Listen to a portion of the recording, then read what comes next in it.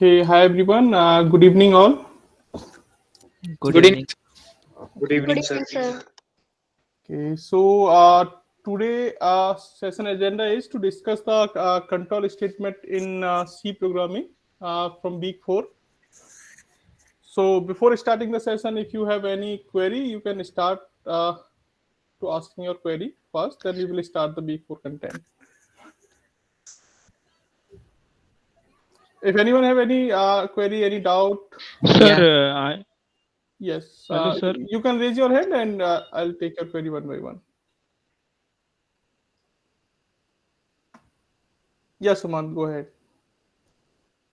I have doubt in week 3 questions. Just a minute.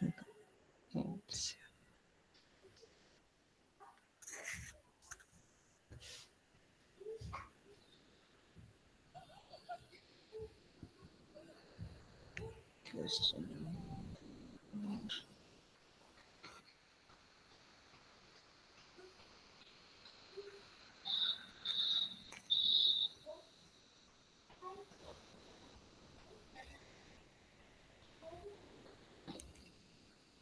Okay, so I'm sharing my screen. You can also tell me which Yes, question you're sir. talking about.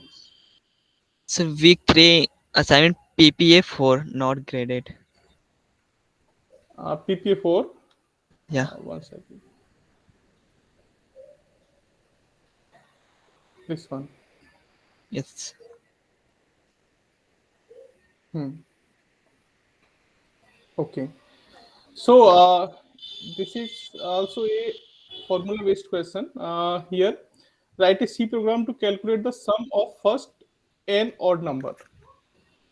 Okay, Yes. and the program must take an integer input from the user in a variable n and calculate the sum of the first n odd numbers. The program must also print the integer output as shown below. Suppose sample input is 5. So 1 to 5, how many odd numbers are there? You should print the sum of these odd number. Uh, first, okay, so first n odd number, sorry. So first from 1, okay, from 1, first a 5 odd number, you have to add all these odd number and print in the output. So what are the odd numbers? 5 first odd number, 1, 3, then 5, then 7, then 9. Correct? Yeah. Okay. So if you add all these odd number, you will get 25. So here what you can do, so if you uh, just calculate some first odd number and odd number, so you can take some any example, first 3, first 4, first 5, you will observe that you can directly return the answer. You can just return the 5 into 5, 5 square.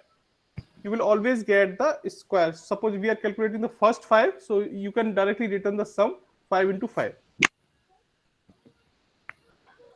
in the No, expression. sir, this is an AP. Yeah, this is an AP, but if you just take any example, okay, if you take any example for the first n number, where you can take any value of n, so you will always get that the sum of the first n number will always come to the n square.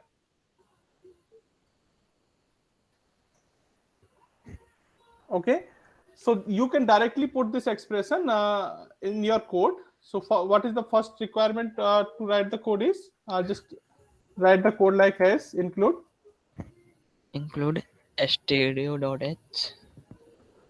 dot h. Okay, let me increase the font.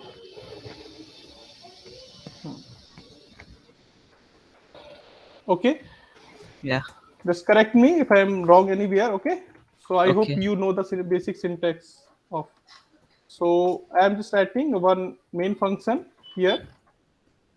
uh, okay, so I have written the main function which is the required in C. Okay, so this is the entry point of the C program. Now what are the input we need to read? N value. Okay, Okay. and that n value is that should be integer. So we have to declare one integer variable. So first we will declare the integer variable n. Correct? Yeah. Okay, now we will write the statement to read the input from user or from the console, you can say. So what command we should write here?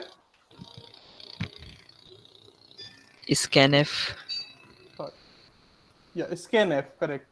Scanf, and inside this we will use this quote, and inside this what we should write? And into Percentile D. d. So because we are reading the integer type of value from the user, so we are writing here percentile d. Now we will add the variable and with the @ symbol, okay, and symbol, Okay. and this is the value of n. So this is the statement to reading the input from user. Now what we need to calculate? The total sum.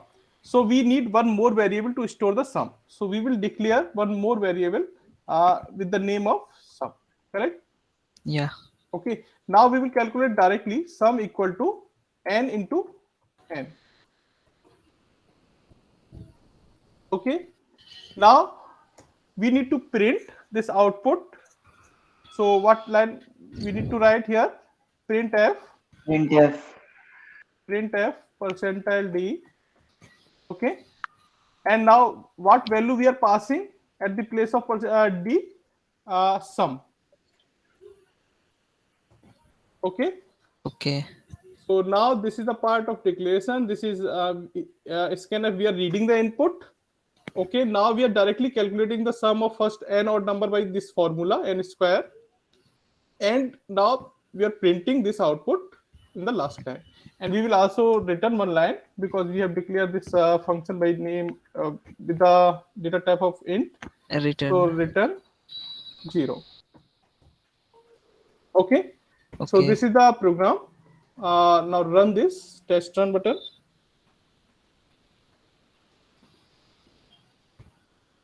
Okay, now you can see for input 10 we are getting 100. So 10 into 10, 100. So our actual output is also coming 100. Expected output is 100. Our output is also 100. Okay, now you can see all test cases are matched.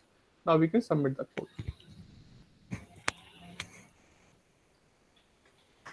Okay, now 5 Okay. out of 5 test case pass. Or you can, if you have already learned the content of week 4, then you can also solve this problem using for loop. Do you know about the for loop? Have you watched the video? No, not enough. Okay, okay. So today we will discuss the content of loop and conditional statement, and then you can also solve this problem using the loop. Okay. So maybe later in the session we will also solve again this using a loop.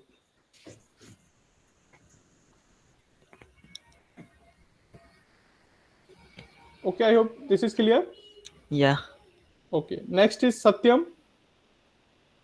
Sir, I have doubt in PPA 5. PPA 5.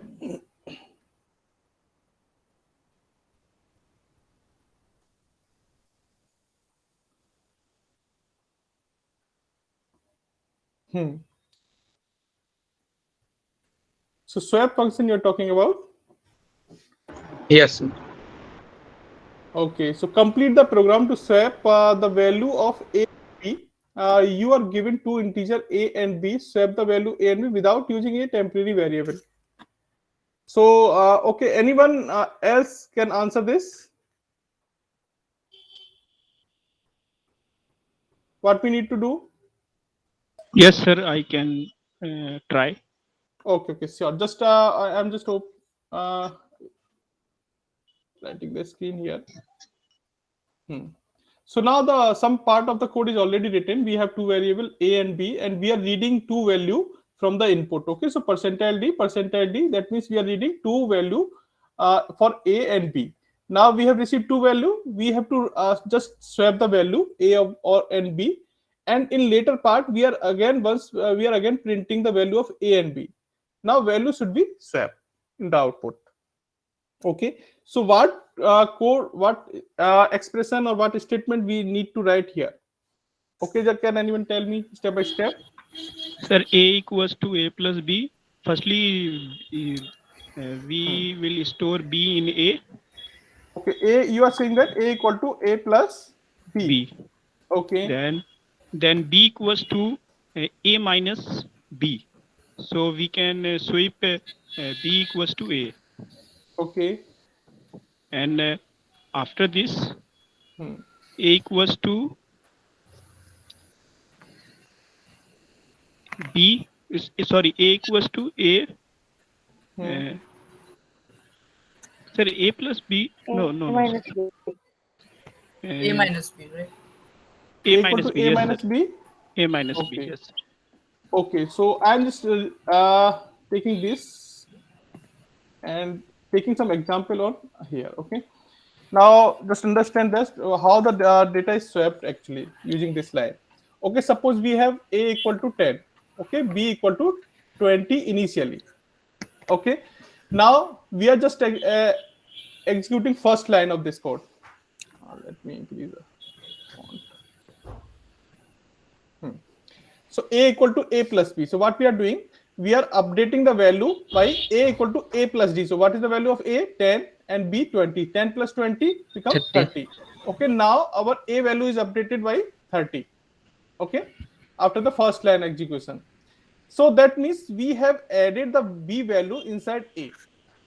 Okay, next line, what we are doing, we are just containing the subtraction of A and B.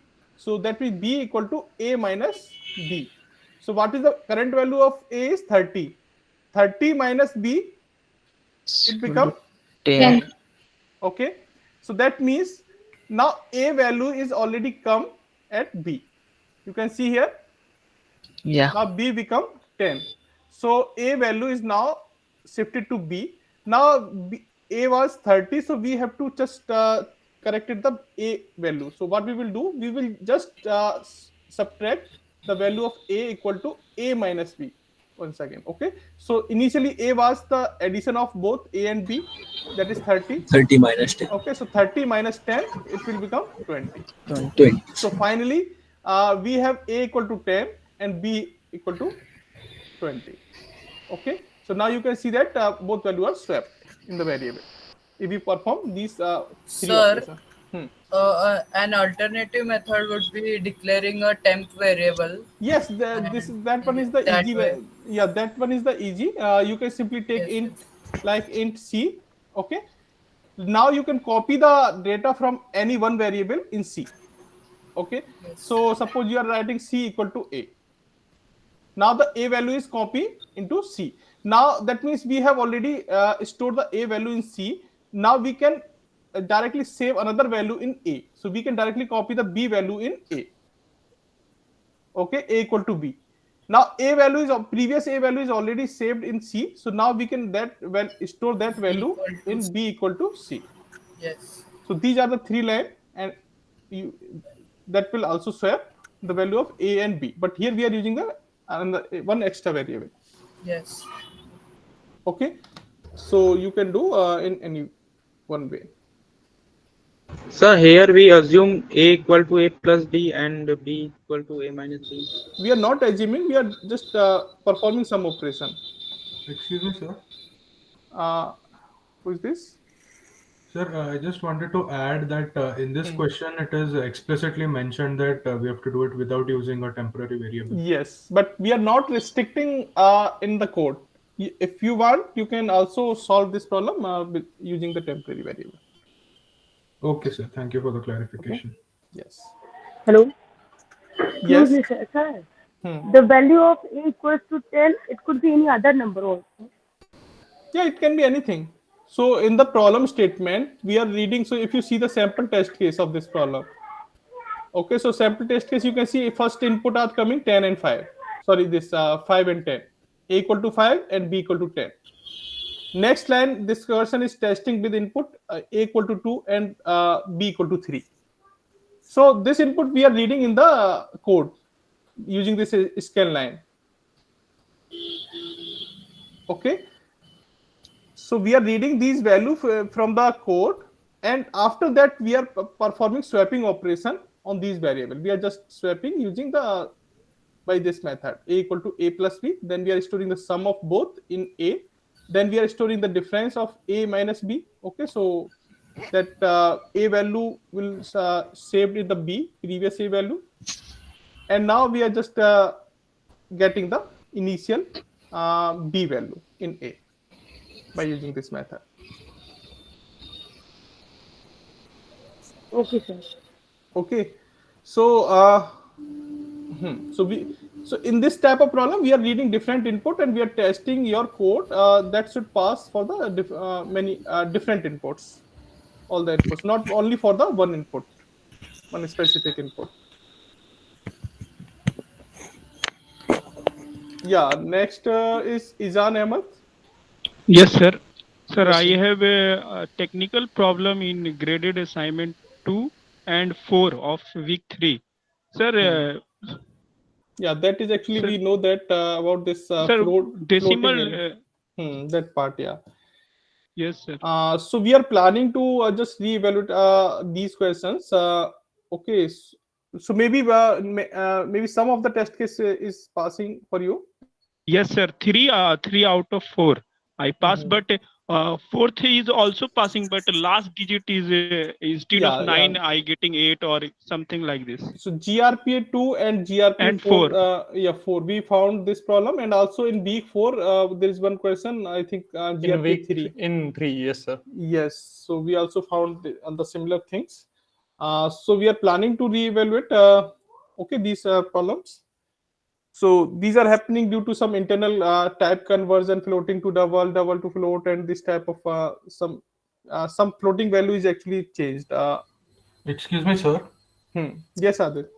In this question, actually, I got everything correct. All private test cases also were passed. Actually, what I did was while doing the this. Can you scroll it a little bit, please? You, I think, posted on the Discord, no macro that define.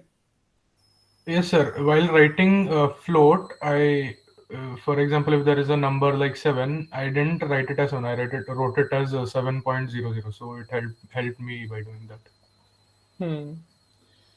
Yeah, but that should not be happen actually. So what we found that if someone is writing 3.14 directly in the expression, okay, so the Yes, output is now become different. that's also was there. Yes. Instead of defining the value of pi, directly use the value of 3.4 in the calculation in the Yes. code there. You will get the results, proper result there. So It because should not of, be happen. yeah, that should not be happen. Actually, that not happen in the Python. We just used in the another course, but in C actually there are different types and different types of implementation in the backend. So because of that, this things is happen in the C. So we are just thinking to just validate this type of question in different way by giving some range for the accept answer. Okay, in the future term. So now this time actually we are planning to reevaluate. Maybe we will ignore or maybe we will just give the full marks if any test case is passed, any private test case is passed. Okay, we are just we will discuss this with the team and we will take the required action. Okay, sir. Thank you. So I hope all of you have some private test case are passed, no?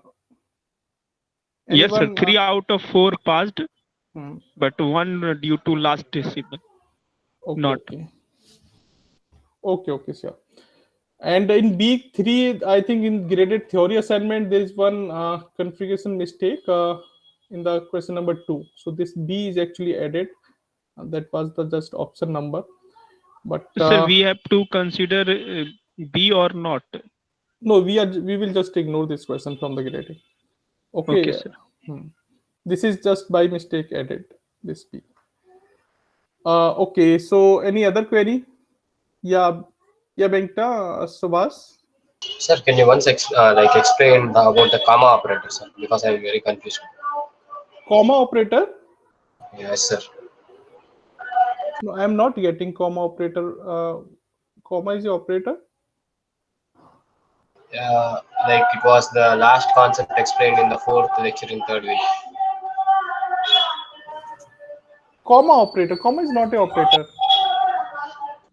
But in the lecture it is like they said like this. Okay, so You are saying 3.4. which lecture you're talking? Week 3? Fourth lecture. Fourth lecture, last part. Okay. Lecture, sir. Week 3, lecture 4. Okay, let me open the slide. It is mentioned in slide anywhere? Yes, sir. 1 second. Week 3.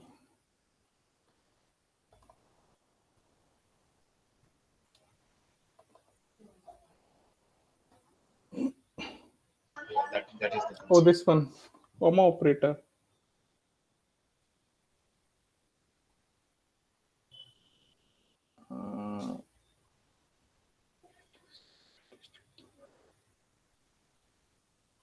Okay, so so this is for the separate the statement actually. Okay, so let me just give some example. So suppose if we want to write the multiple statement in one line, okay. So like what we can do, we can just take one example like in a comma b. Okay. Now suppose if I'm writing here a equal to a plus b like this, okay. And second statement, what we can write after this like b equal to b plus 1, okay, and a equal to a plus 1 like this, and after that we can just put the semicolon. So this comma is actually separate the statement. So this statement will be execute separately, this statement will execute separately, and this will be execute separately, and now it will this is the termination of the line. So if you want to write multiple statement in one line, you can separate all the statement by the comma. So one thing, in case of conditional loops or conditions like the if yes, so in conditional statement we can also use this. So suppose if we have any conditions, so like if a is greater than b, okay. Okay, now what we can do, we for one statement we can directly write after this, okay, like a plus plus. If we want to write more statement which should be executed if this condition is true, okay. Now suppose if a equal to 10 and b equal to 5 like this, 5. So if this condition is true, if we want to execute more than one statement, so we can separate by the comma here, so like b plus plus like this, okay, and we can write this. In this case, if instead of comma we put colon, semicolon, yeah, that then yeah, if we put these things, you are saying this? Yes, sir. So this a plus plus is actually coming inside this block. If this condition is true, only this a plus plus will execute. This b plus plus is outside of this if block. It will treat as a next line then. Yes. So so here if I write the equivalent code, so we can write in that way. So like inside this, if we break parenthesize this, so this is similar to this one, like, okay. Now this a is coming inside the if condition, and b plus plus is coming outside the if condition. Yes, sir. This is a point of confusion in one of the questions in week 4. Yes. So today actually I have planned to discuss all these things. Okay, in the week 4 content. Also, sir, there's a question in week 4. I believe it's. Sorry. Just a second, sir. Let me just recheck the question number.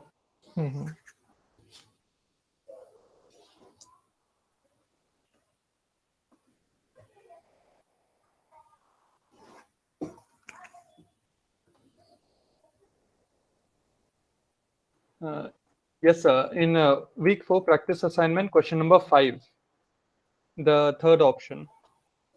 B4 practice assignment. No, PPA. Where is the practice assignment? Yes, I believe I made a discourse post about it as well, so it may help the others. This one, 5? Yes, sir. Option 3. Okay, which of the following loop implement will lead to creation of infinite loop? Okay, okay. So, so I think I have also replied on the discourse on this post. Yes, I tested it in Replit, and it does stop after like some huge number. Yes. So here actually we are asking that which loop. Okay, so before discussing this question, I think we should discuss the loop. Many of them are actually not watched the video. So these are different types of loop. Shall I start with the content and then we can discuss?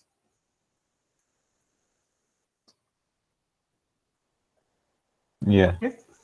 Okay. Yes. Yes. Okay. So I will start from the basic of the control statement, and I have also created the notes file for this week also. I will share this with the link. Let me share the link first. Okay, I'm sharing the link of the folder. Okay, I will add the later week if I have created. Okay, when viewer copy link.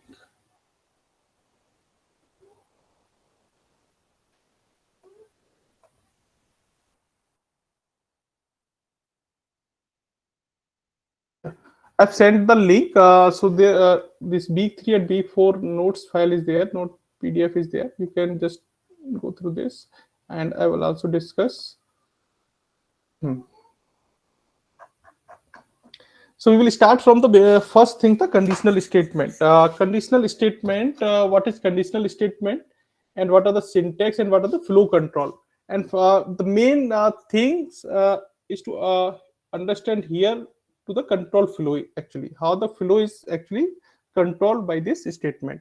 I think Sumant, yeah, do you have any questions? So you have raised a hand. Yes, sir. I have a question. Week 3 graded assignment 4. Question number. Week 3 graded assignment 4. I think deadline is not over, no? Yeah, over ho chuki.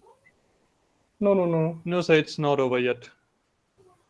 So you are DS student? Sumant? No, sir. Yes. The deadline is 18 for this. Yes. बस a grade में numbers. So what you are asking in this question? Everything. Nothing. Then we will discuss after the deadline. Okay. Okay. So in the next session maybe. Okay. So let me see. Yeah. Control statement. So first thing is the inside in the control statement we will discuss the conditional statement first. So according to the name, conditional. So this is the statement based on the condition, and so here what we can write, if first is the statement of if statement. So in the real life, so many times we face this type of situation. If this is true, then we will do these things. Otherwise, we will do another things. So if I miss the bus, if we are planning to go in any place, if I miss the bus, then I will take train. Okay, if I miss the train, I will take any another transport. So this is the situation which is matched with the real life also. So same things here we are using the syntax for the programming. So during the solving the problem, during solving the problem, so this type of situation comes at any time where you have to decide the steps based on the condition. Okay, if this condition is true, then you will perform these set of steps. If this condition is not true, then you will perform the different set of steps. So to write this type of situation in C, you can use this if statement block. Okay, so what is the control flow? We can understand that.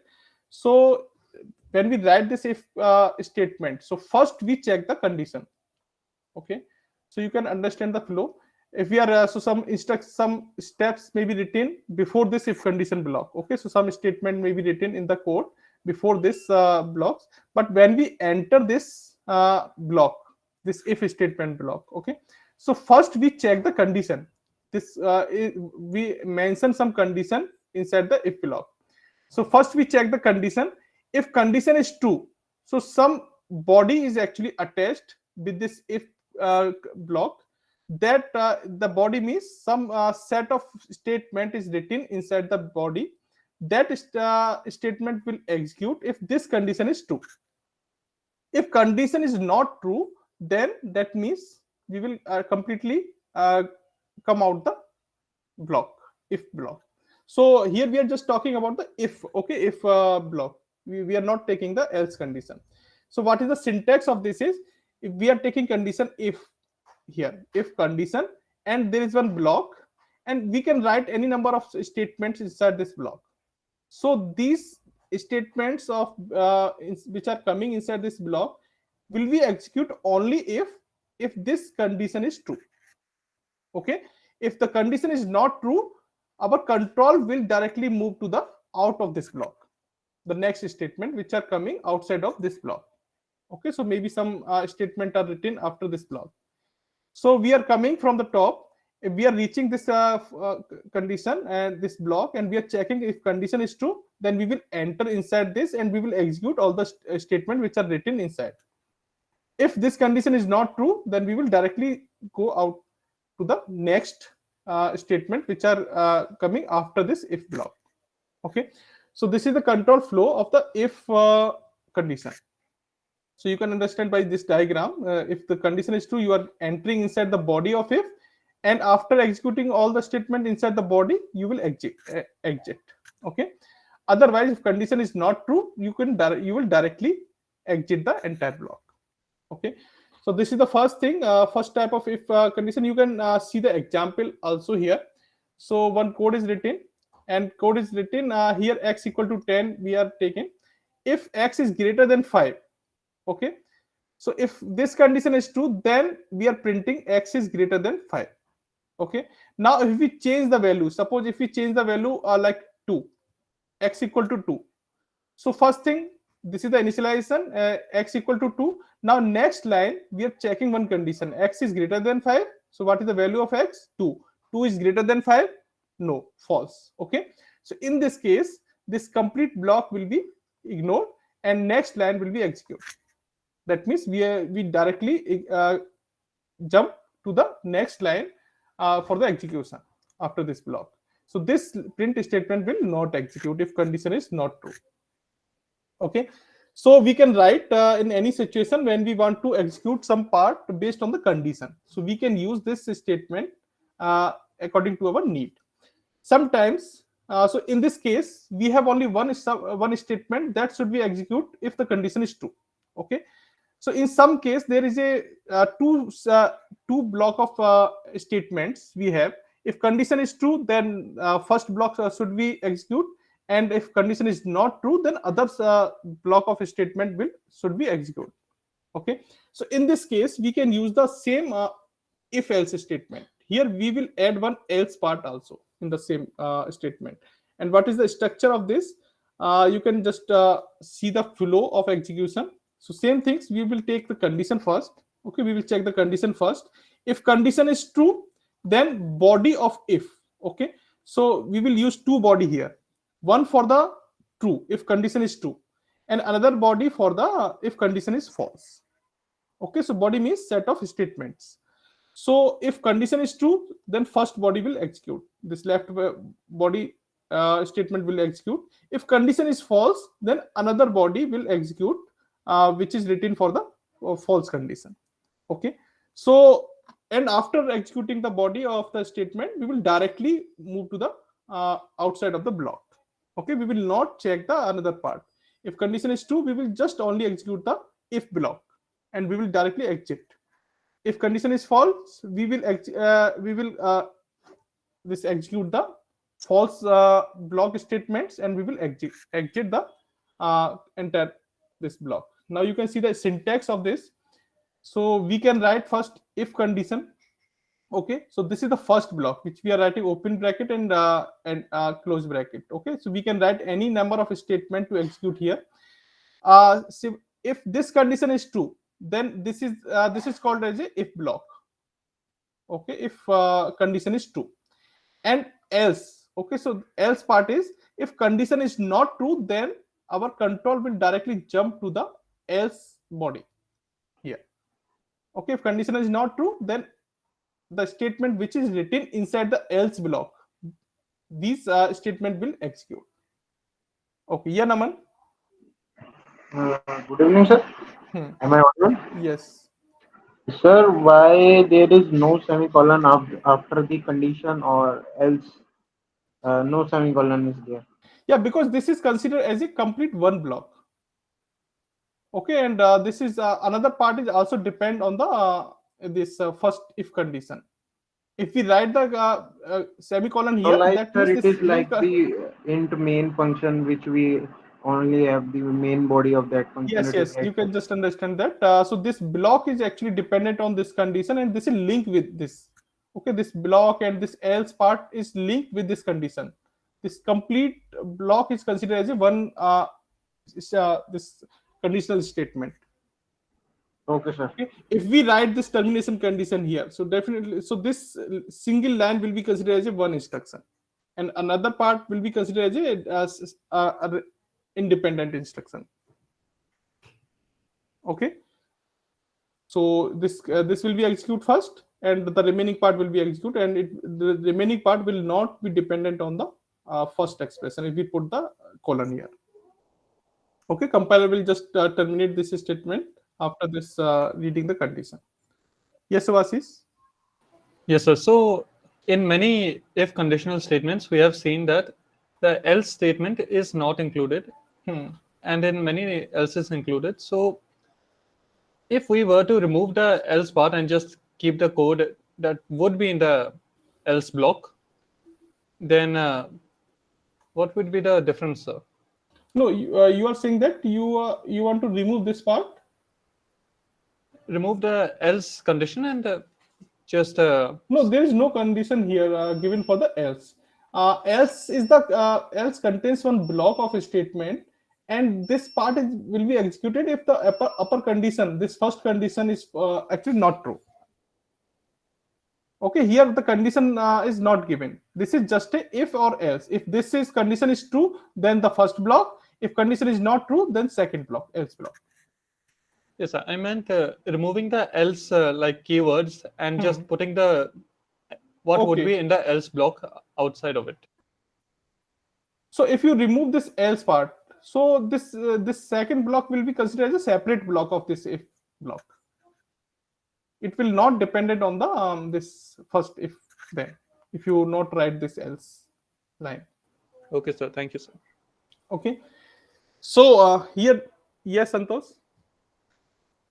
Yeah, no, I think the confusion here is that if the if condition itself does not qualify, it will automatically go to the body, right? And what is the requirement of an else, unless there's any specific activity that can be ignored, right? Is that the right understanding?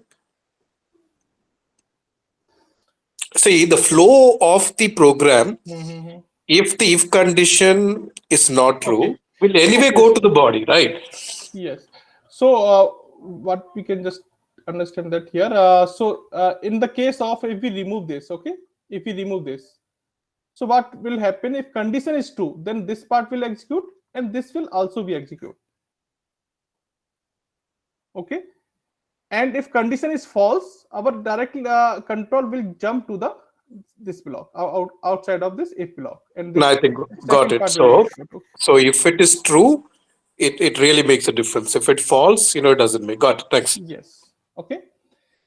So actually, when we remove this else, this is not dependent on this first condition. This is separate part of the code. Okay. So this is the if else part. Yes. Second part will execute in any condition there, if it is true or false. Yeah. If you didn't write the else there. Yes, which I said that if we are not writing else, so this is separate part of the code. It will So execute every time. anytime, if it is condition true or false. Yes, it is not dependent. So this second part is not linked with the condition, if condition block. Yes, got it. Okay. So this is the second type of if else. Okay, so there are two part. If condition is true, then this should be happen, and if condition is false, then other things should be happening. So you can take the same example which have seen before that. So here we are taking two condition. If x is greater than 5, then we are writing this print statement. If x is smaller than 5, so if this condition is not true, that means our value is yes, smaller. Okay, so that means we will print the another line. So here if we are passing x equal to 3, so first condition is not true. You can see that 3 is not greater than 5. So this condition is false. So in the false case, directly we will enter into the second block, else block, and this line will be executed. Okay, x is not greater than 5. But if we write the x equal to 10, okay, in this case the first condition is true, so our control will be directly moved to the if block, and second part will be ignored. Okay, any one always any one of the part will be executed, either if the condition is true or either condition is false. There are two possible situations are there: condition is true and condition is false. So any one of the block will execute based on the condition. Okay, so this is the second type of statement. Another type of if else block is where we can take multiple condition to check. If one condition is not true, suppose we have the another condition to check. Okay, so we can put multiple condition. And what are the syntax? I'm just discussing the syntax here. So this is the first line, if first condition. Okay, so this is the condition 1. If this condition is true, then our control will be moved to the enter inside this if block, and this part will be executed. Okay, and remaining part will ignored, completely ignored. If first condition is not true, then we will check the second condition, else if. Okay, so we can write many conditions. So in the second condition, if we want to put in the same block, so we can write else space if. Okay, else space if, and we can mention the second condition. Okay, in that way you can mention many any number of condition here. So you can write the next, you can write put next here else if condition 3, and you can make the block for that.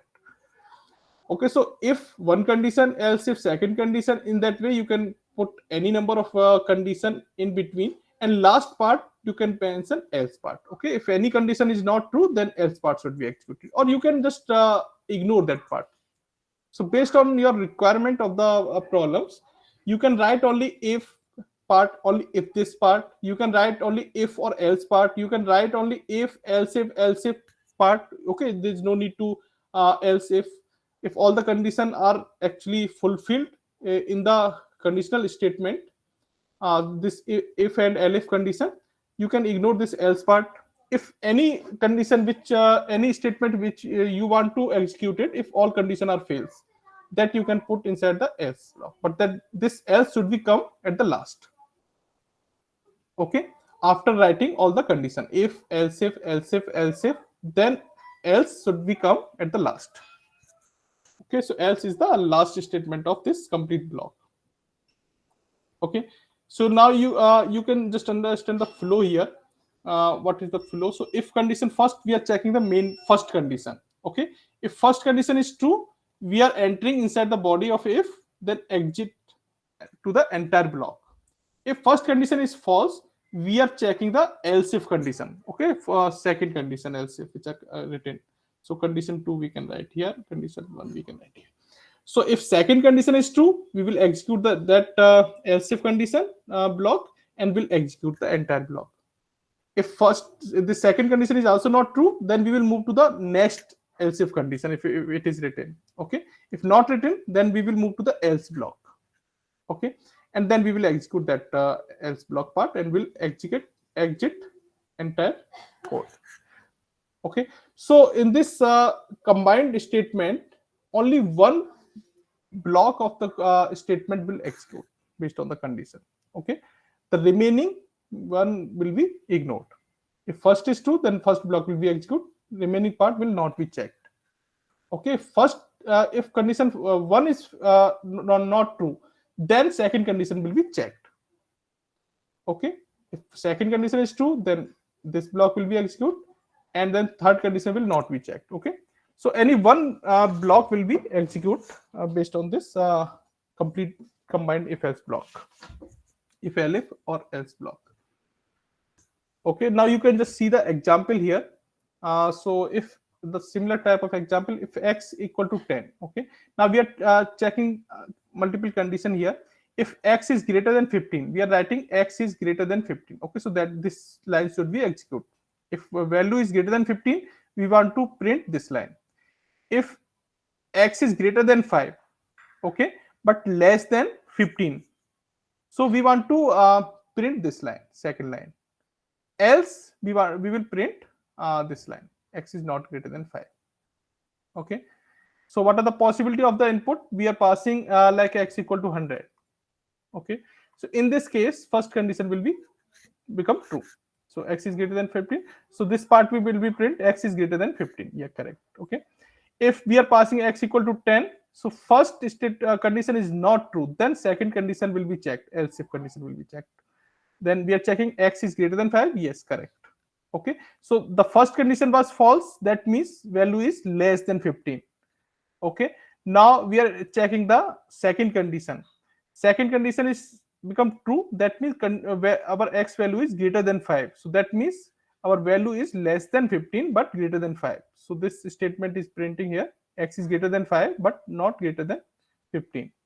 If this is also false, then that means our value is less than 5. If we passing x equal to 2, so this condition will also become false, this will also become false, then else part will be execute, print x is not greater than 5.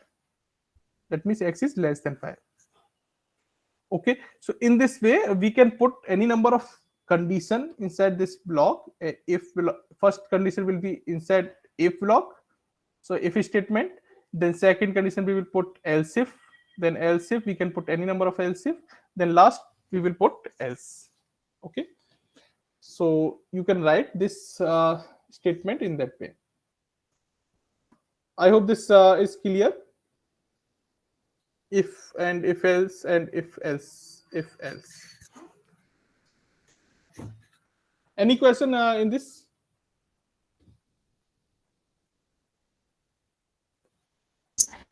Sir, is this PDF available on dashboard? I have shared the link in the chat. Okay. Okay. You can see the Meet chat. I've shared the link.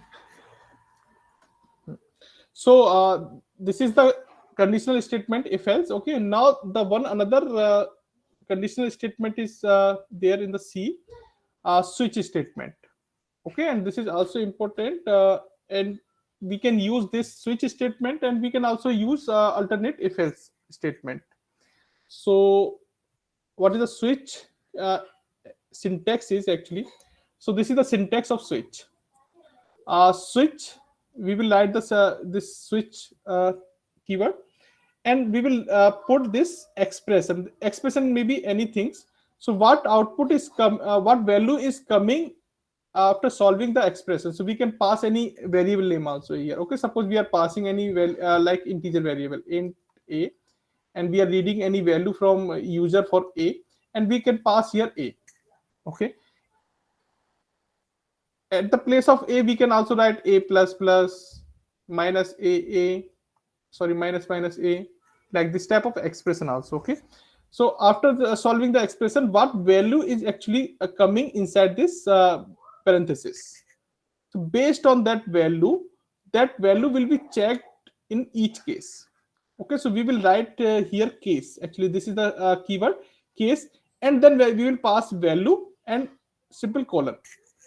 Okay, and after that we can write a statement here and a number of line statement here, but we have to break the state. This break statement should be the last statement after writing the all statement inside this case. Okay, and similarly we can also pass the case another case. Suppose if so, what are the possible value can come inside this switch expression? Okay, so based on that we can decide the case. Suppose we are reading some input. So I think some problems we have I have given in the week 4 problems. So suppose we according to the problem statement, we can just read the 7 possible input. Okay, and for each input we want to print out the weekdays. Like if we are getting the 1 input, we will print Monday, and if we are getting 2 input, then we will print the Tuesday, like this. Okay, so based on the so we know that we will always receive the 7 input. If we are receiving more than 7, that means we will, this is the out of bound, that should not become. So based on that we can decide one situation. So that is the default situation, and we will just print some message, this is not a valid input, like this. So if we know initially what inputs are possible, okay, so based on that we can just write this switch case, and we can just pass this value like, okay, so case, suppose we know that we will always receive value from 1 to 7.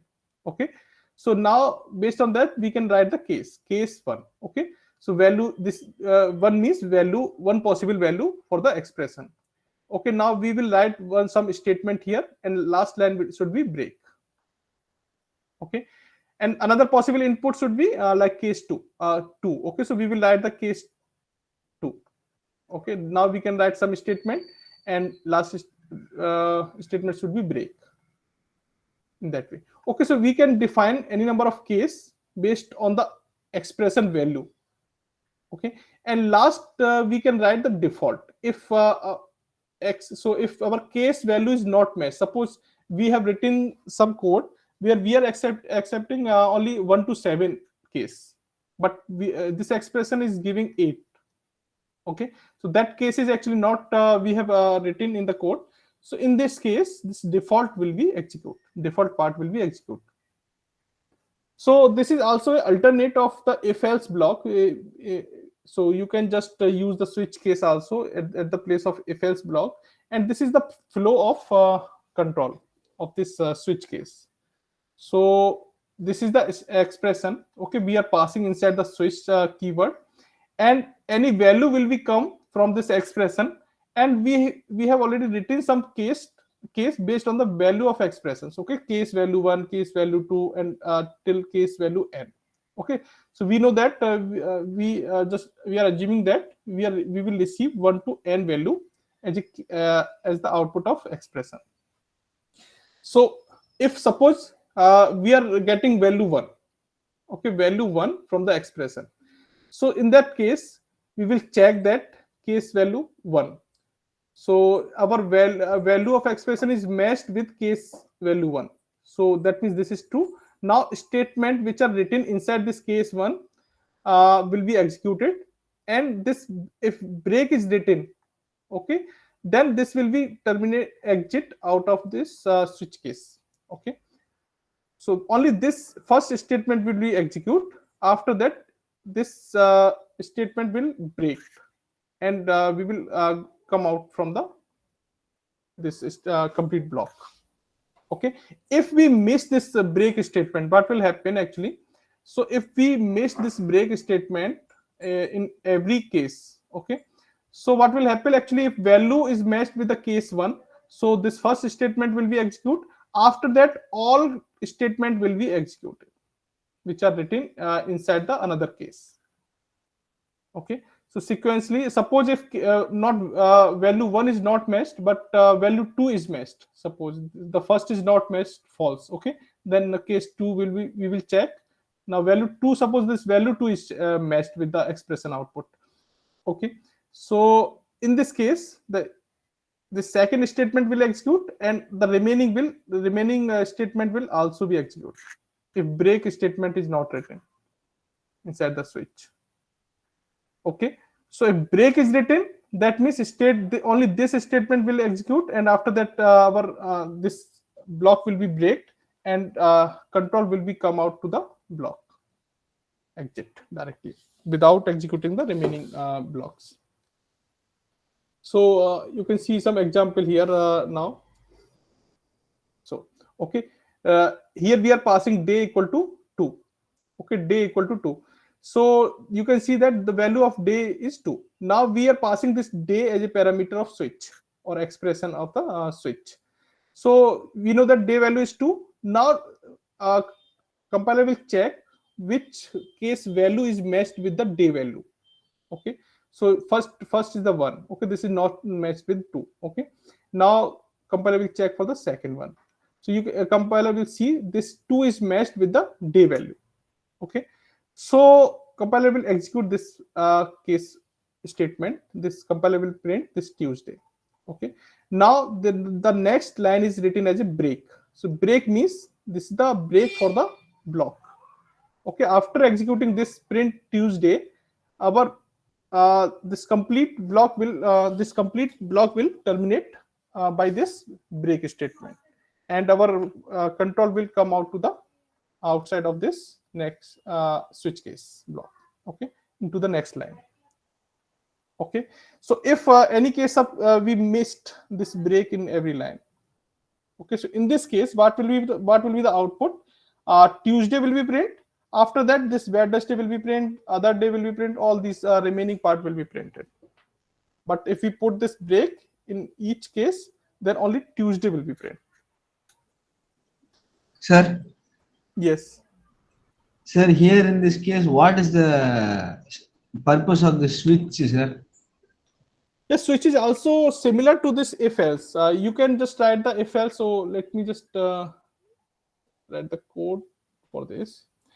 So if you initially know what are the possible condition is there for the code, okay, and so you can write your code using the if else condition, but at the place of if else condition, multiple if else condition, you can also use this switch case.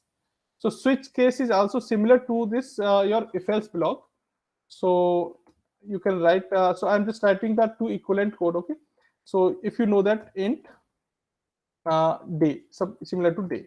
Okay, so we will just pass any value in the code here. Okay, now we want to print, if we are getting day equal to 1, then we want to print Monday.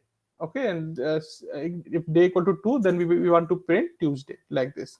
So we can write the if else block. Okay, so first I am writing the if condition.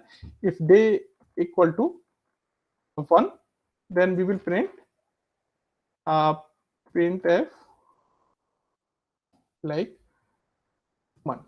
I'm writing small part. Okay.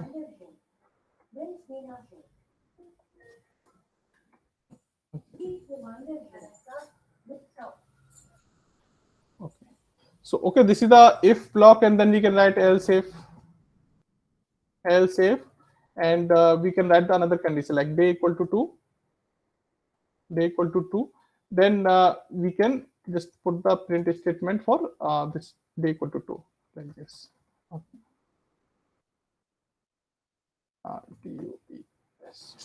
Sir, the semicolons. Okay, so this is I'm writing again one more.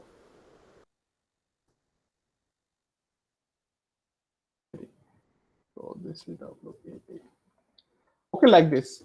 So similarly, if I write the complete, so I can just copy, not this part only.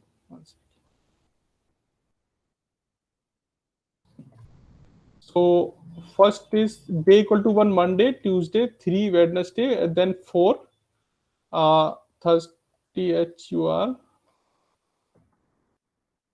and day equal to 5 Friday, and day equal to 6 and Saturday, and equal to 7 Sunday. Okay, and after that I am writing one more condition, else. Okay, and print invalid input.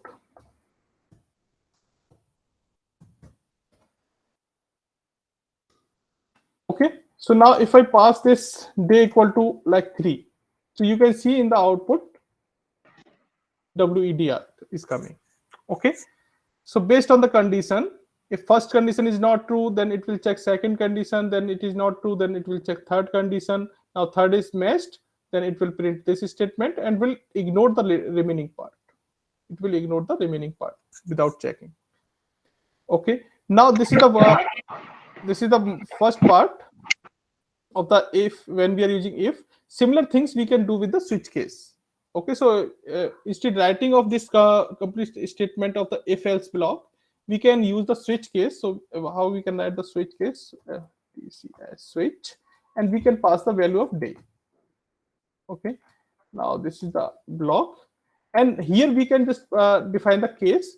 So case 1, okay, simply written this print Monday.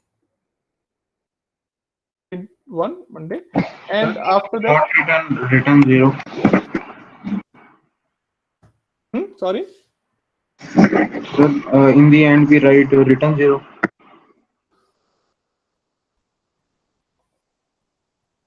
One second. Yeah, what you said, can you repeat once again? Sir, in the end of the program we write return 0. Yeah, we can write return 0. Okay, so this is int main. But we have not written how it is showing. Yeah, the actually output. this is handled by the replet. If we are not returning it is by default take as a 0. Otherwise error should come, no?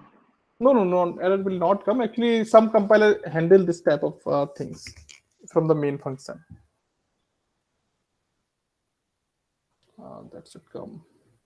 No, I think that is written. I'll see 1 second what happened. Main is completely here. Okay. So we can write yeah, this type of actually error will come if we are declaring any another user defined function, and we have declared some integer type of variable, integer type of function, and we are not returning any value. So in that case, that function will give error, but for the main function, it handled by the compiler. Okay, so similar code if I am writing using the help of switch case. So this is the case 1. Now we can write the same things like case 2. Okay, and we will write the similar statement for case 2. Okay, so indentation you can use to Sir, one doubt. Sir, why do we write break statement after case? Like yeah, I will in explain. if else it should go on next case. So I will explain. This is the things which is not handled by the switch case. Okay, first I am writing the complete code. Okay. Okay, sir.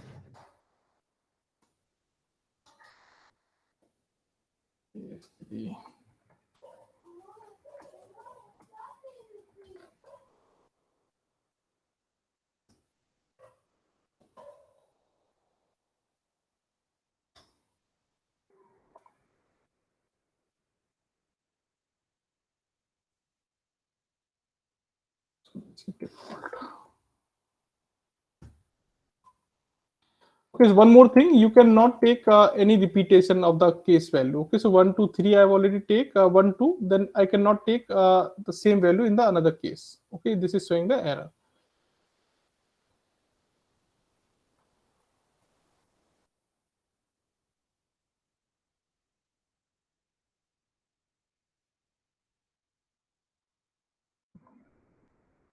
Okay, so case 1, now case 3, case 4, case 5, and case 6, case 7, okay, default. So now this is also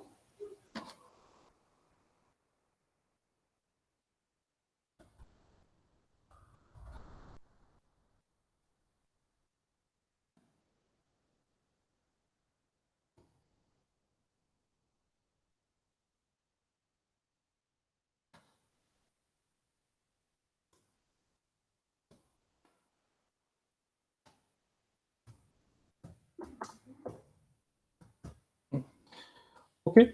So I'm making this as a comment.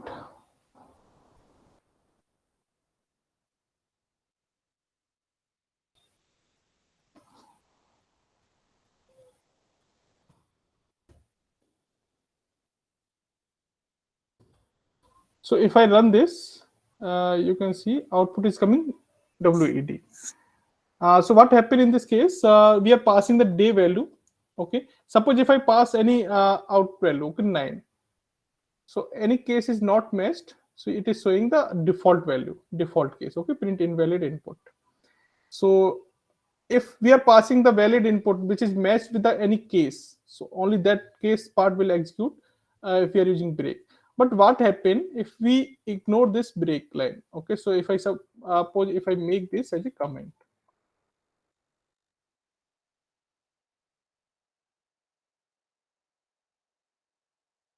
like this.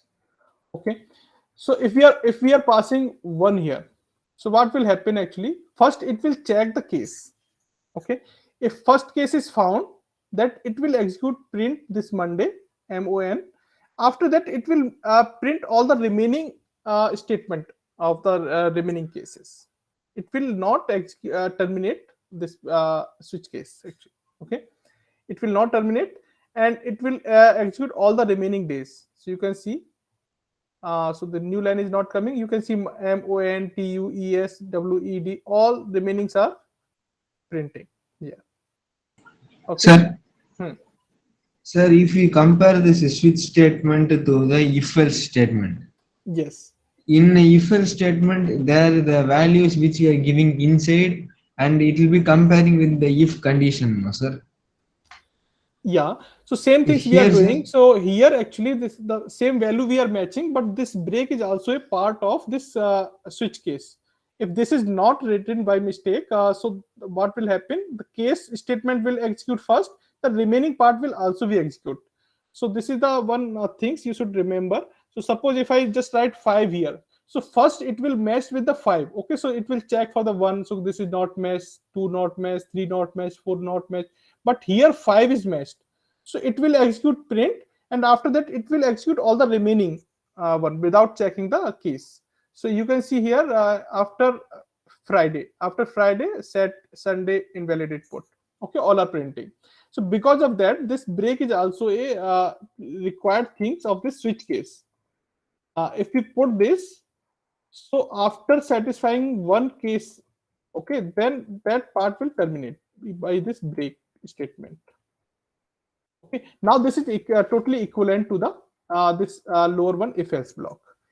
In this case, so if we are passing 5, so only it will check first condition, this case 1 not matched, 2 not matched, 3 not matched, then 4 not matched, then 5 matched. Okay, so value of day day here. Okay, so inside day we are writing like this day, sorry, and here we are passing 5. Okay, so day, so what value is day is matched with the 5. Okay, now this print, this will be the execute, and after that we are breaking this switch case. So this is the statement that actually break the switch case statement, and it will terminate at our control will come out outer of this switch case after that. Okay, so you can see only FRI is coming. So same thing happening in the if else condition. If we are passing day equal to 5, then first condition will be checked, not true, second will check, third will check, fourth will check, and fifth, if this next will be checked day equal to 5, then only this FRI will print. Okay, after that compiler will automatically ignore the remaining part. But for the switch case condition, we have to break the statements. We have to put this break statement to exit the switch case. Sir, at the starting of the switch condition, yes, sir, why are we declaring that int day is equal to 5? Sir, after that the switch day means? No, this is simple variable. Yes, sir. This is simple variable. Switch case is started from this. So this is the syntax for switch case. So in switch, actually we have to pass some expression here. So we can pass any expressions like this, day equal to day plus 1, like this. Okay. So what will happen if we are passing day equal to 5? First expression will be execute. So this day equal to day plus 1. So 5 plus 1 will be 6, and 6 will be assigned to day. Now overall we are getting 6 inside the in the expression. So 6 case will be executed in this case. If we run this, you can see SAT Saturday is printing. So we can pass any expression, and what is the output of the expression, based on that case will execute. Yes, sir. Okay. Understood, sir. Yeah. So you can take this integer day value from the user from the as a input, and based on that you can just run this. So that case will be executed, similar to your if else block. Yeah. So many of them are raised the hand. Yeah, Santosh.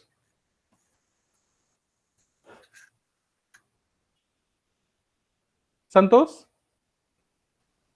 Okay, Naman. So doubt is actually a few minutes ago you were writing a numerical value inside the switch operator. So the question is, why are you declaring a variable day and assigning the value? We can write the integer value in switch directly. So that will become fixed actually. That will, if we write this 5. Okay. So every time when we run this code, only 5 case will execute it. So we want to make the code, most of the time we want to make the code for the dynamic input. Okay, where the input is changing, and based on that our code should be executed. So the variable should be passed, and we can change the value of variable based on that case will also be changed. Okay, so you can write in that way. So in that case, always 5 will be print. Okay, like this. So what we can do, if we can not writing the value of day here, we can take the value from the user like this, scanf and %d and like and this day. Okay. Percentage you have not written before. Yes. Okay. So now if I'm passing day. Okay. So when I'm running this code, I'm giving the input now from the console. So if I'm giving 6, okay, now SCT parent. If I run again, if I'm passing 2, so you can see TUAS parenting. And now if I'm giving like 10, okay, so this is not defined in the case. So 10 value you can see not defined in the case. So in this case, the default part will execute. So if I press enter, invalid input. So this is performing in that way. Okay, so based on your requirement, so you can just write this. You can use this switch case. If you are not feeling this switch case is comfortable to you, you can use if else block. Okay, so you can use you can write your code according to your comfortableness. So actually, language provide the many things. You can write any code from many way. So it is totally depends on you what things you are using in your code to solve any problem. Okay. Sir, what if we comment the default statement and then enter the value 10? What will be the output? You are just commenting all these things, so nothing will happen. It will terminate. Yes. I think okay. So let me run. So it is completing without doing anything. Okay. So if case is not messed, okay. So case is not messed. So that means it will check till case 7. Then nothing is messed. It will terminate. Okay, so default we generally used to return something to the user to understand what happening and what input is given by the user. This may be wrong. Okay, yeah, Guru. Yes, Guru. Sir, I have a doubt in week 3 as a graded assignment, sir. Graded assignment deadline is not over, I think. So, what is your sir, doubt? The formula they given to calculate the EMI of the principal amount, actually, even if I try manually, the answer is not correct. Is the formula right, sir? 1 second. So you are talking about which question from week 3? Sir, graded programming assignment 2, sir. Oh, that question. Okay. So I think the float value is coming different, na? Only the decimal value. No, sir. Entirely, it's coming something huge, sir. So your code is returning huge, or our test case are actually? I think the formula has some problems, sir. No, formula is not have a problem, but I think you should change in little bit in the formula. Here, this R is actually mentioned as a interest rate. Okay, so you have to convert the value of this R, and this value is given as a percentage. Okay, and you have to just put R by 100 to convert this value. This is given as a percentage, and this is also given as a annual interest. So you have to also divide by the 12. So at the place of R, you have to put R by 1200 in every place. Yes, sir. Even I tried that, but still I'm getting a wrong answer.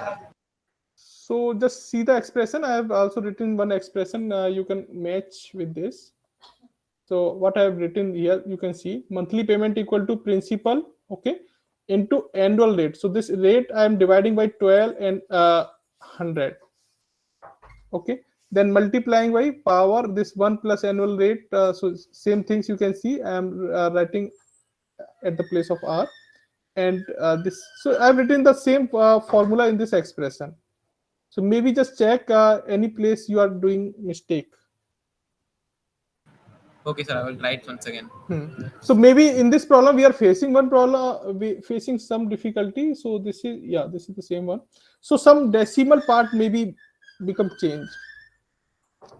Okay, if you are writing this expression in different way by some you are calculating the parts, each part separately and solving the same things.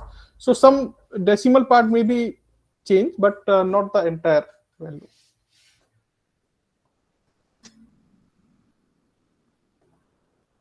Okay, so regarding this, so I hope this switch case and this if else if this part is clear. Yeah. Yes, sir. Okay, so now the next thing is the loop. Let me check. Okay, so one more thing is the nested conditional statement. So nested means we can write the multiple if else. So inside the if else, we can write the if else inside the another if else like this. So what we can do? So you can see here example like. So first condition we are checking using this if. Okay, so this is the first condition. So inside the statement of inside this first if block, we can write another if statement. So this is called as a nested if else condition. Okay, so first condition, this is given age if age is greater than equal to 18. If this condition is true, we are entering inside this block, if block. Okay, so inside this block we can write the another if else block. Okay, so we can write for loop, we can write, so this is also an area of where we can write any code. Okay, so inside the code we can write the another if else block. So this is called as a nested conditional statement. When we are writing the same one conditional statement and we are writing the another conditional statement inside the first conditional statement. So in that way we can just write so same things. If first this is the first if block, this is the second if block, and we can also write the more if else block inside this second block also. Okay, so there is no restriction of this. So this is called as a nested if conditional statement. So according to the problem statement, you can use your code in that way also. Okay, so yeah, next thing is the loop.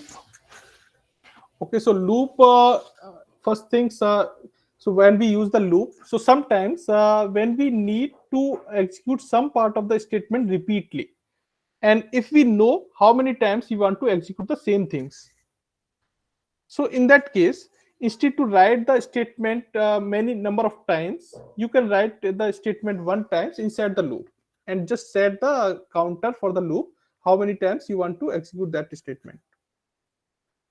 Okay, so suppose you want to print print hello 10 times in your code. So there is one way. Let me just give an example.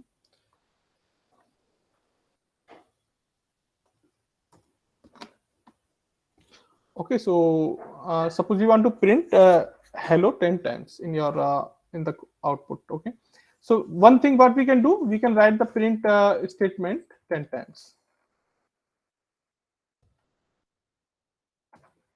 This is the thing. Okay, and we can use the new line character to print the hello every time in the new line.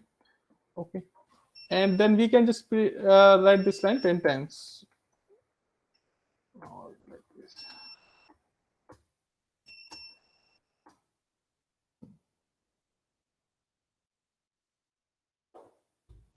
1, 2, 3, 4, 5, 6, 7, 8, 9, 10. Okay.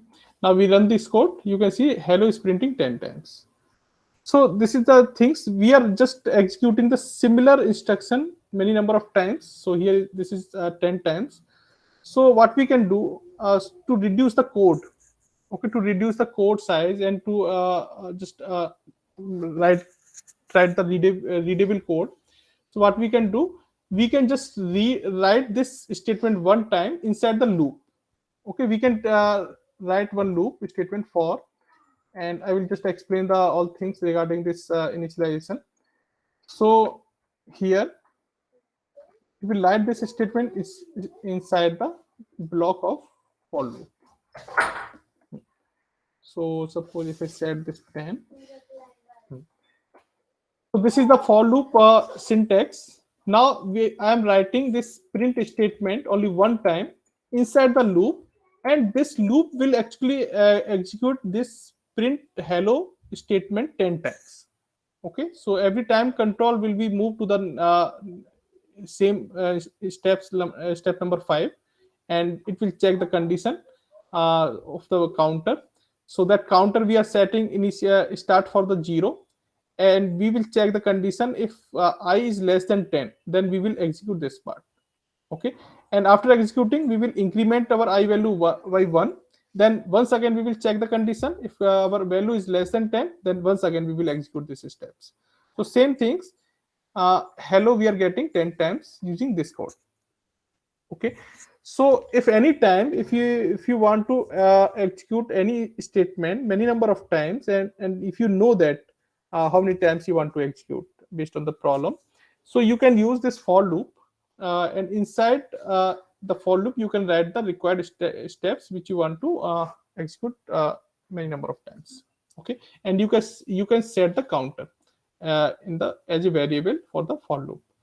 So this is the things, and what is the control flow of the for loop.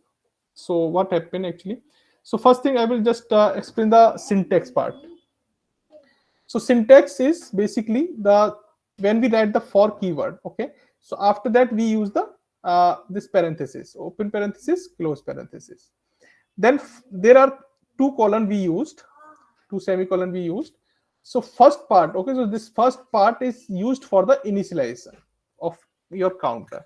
We can say I'm just taking that I'm using the term counter, but you can use any variable as a counter. So here we can initialize any variable with any first value.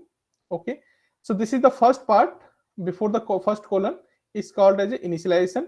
Second part is called as a condition. Okay, after every iteration this condition will be checked. If this condition is true, then the control will move to the enter to the block again. Okay, and third part is basically to update the variable in every iteration.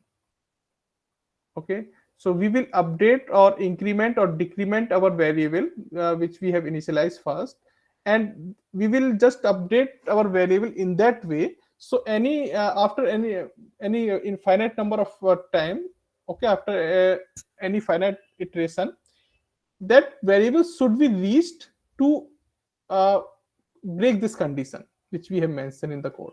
Otherwise our code will not terminate and it will go to the infinite loop.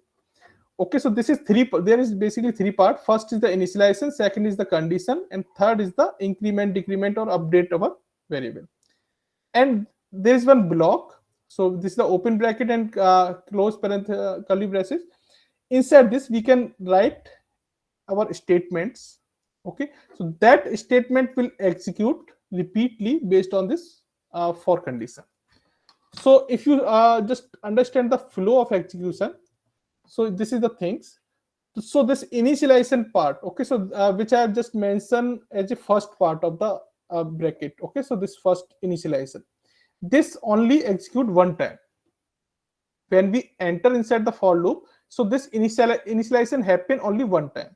So because of that, you can see in the flow, so this our control is coming from the top. Okay, and when we enter inside the for loop, first thing is the initialization of any value. Okay, so this is the initialization. After that, suppose we have set I equal to 0 here in the initialization. Now we will set one condition to decide how many times our loop will run. So we can set any condition like this: I should be less than equal to 10. I'm just relating this code from the previous example. So condition is written I is less than 10. After that, this statement I am just compare with print hello. Okay, print f. Okay, let me change the color. Print f and hello. Okay, so this is statements. You can write any number of statements here to execute. And after that, this after execution of this statement, this update condition variable. So we need to update the condition, update the variable which we have initialized first. So we have initialized first, and we want to break this loop after some iteration. So we will increment or decrement based on our condition. We will update our variable. So that actually the update part, and this part is written inside the for brackets. You can see that this is the last part. Okay, so not here. So this is the last part. Okay, so this is the last part, update part. This increment, decrement, or update things we can write inside the bracket of the for loop.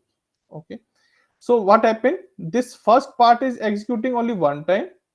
Okay, condition will be checked every time, and after checking the condition we will execute the block, and after executing the block we will just update the value, and after updating the value we will check condition again. Okay, and once again condition is true, then we will execute the block, and then once again we will update the value, and so this cycle will run repeatedly. Okay, so this initialization part is only executing one time. After that, this cycle is running. So same thing is given in the diagram. Condition is, so first initialize value I is initialized with 0. Now condition is checked, I is less than 10. Yes, correct. Now we are entering inside, now printing hello. Okay, now updating the value by I plus plus. Okay, which is written in the last statement inside the bracket. Okay, I plus plus. So now our I value is incremented by 1. Okay, so now I become 1. Once again we are going here and checking the condition. Okay, so 1 is less than 10. Yes, correct. Once again we are entering inside this and executing this statement print hello. Then we will update the value I plus plus, so I will become 2. Okay, now this is 2. Repeatedly this cycle will repeatedly 10 times. So at after 10 iteration, so our I will become 11. Okay, so in that case 11 is not or 10, sorry, 10. When I become 10, so 10 is not less than 10. Okay, so this condition will become false. So we are getting false, then we will move this side to exit the loop. Okay, so someone raised, yes, Vasis.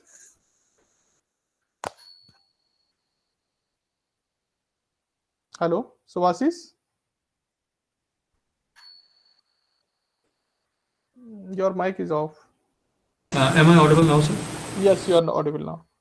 Yes, sir. So my question was, if the update condition is executed after the statements, would plus plus I and I plus plus be considered as the same? Yes. Okay, so this plus plus I and I plus plus is not affecting here. Okay, and also you can update your value inside the statement of the for loop. So suppose what you can do, you can also update your I value inside here, I plus plus. This is not supported in the Python, but C supported. So what we are doing actually, first I plus plus we are performing here, but still this I plus plus, this second one will also be executed. So that means in one iteration, 2 times we are incrementing our I. So here only you can see 5 hello is printing, because by default after executing this hello, once we are executing this I plus plus and one, this will be executed. So 2 times value will be increment by 2. Okay, so because of that only 5 iteration is running. Okay, and you can also skip here and you can run the code. You can see we are not writing the update condition here, but we are updating here. So in this case still our loop is running 10 times. Okay, sir. Thank you, sir. Okay, and one more thing you can do. No need to initialize I here. You can leave this empty, right? And you can just initialize before that loop like this, integer variable 0. Okay. Still, it will. So we are not initializing our value here. We have already initialized before the for loop. So this is also equivalent. So here 2 times is written. So I am removing this. So this is also equivalent, 10 times. Okay, so this part which I have written before first semicolon, this is executing only 1 time. Condition will check in every iteration. This increment decrement part will execute after the statement execution. So this is the for loop structure. Let's see. So you can set this I value, you can initialize. So based on your problem statement, you can set the initialize. You can initialize your variable from any value. You can just mention the condition accordingly, how many times you want to execute the statement. So just set the condition accordingly, and also just increment your variable in that way. So after some number of time iteration, your code should be stopped. This loop should be stopped. Otherwise, what happens? Suppose if I am starting from I equal to 0, and if I also missed this, okay, if I have written in that manner, and if I miss this increment update part in the code, so what will happen? So in this case, this code will run infinite time. Okay, this will not stop. So here actually we are so initially I equal to 0, and we are not updating the I value. So every time this condition will be true, and we will enter again and again repeatedly. Okay, so I is not changing here. So this is called as infinite loop. So I think initially one question is asked based on this. Yes, sir. Practice assignment question number 5 for week 4. Yes. So practice assignment. This one.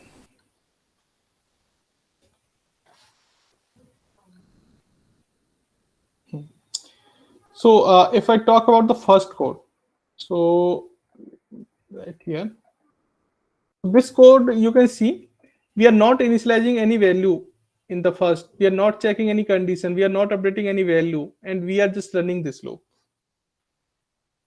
So you can see this loop will run infinite times because there is no condition we have not mentioned. Let me just write here. Okay, so here you can see also hello hello will print infinite number of time because there is no termination condition is given for this for loop, and it will not stop. So this is the reason this will run as an infinite number of times. Okay, so first option, and second option, if we talk about what is given.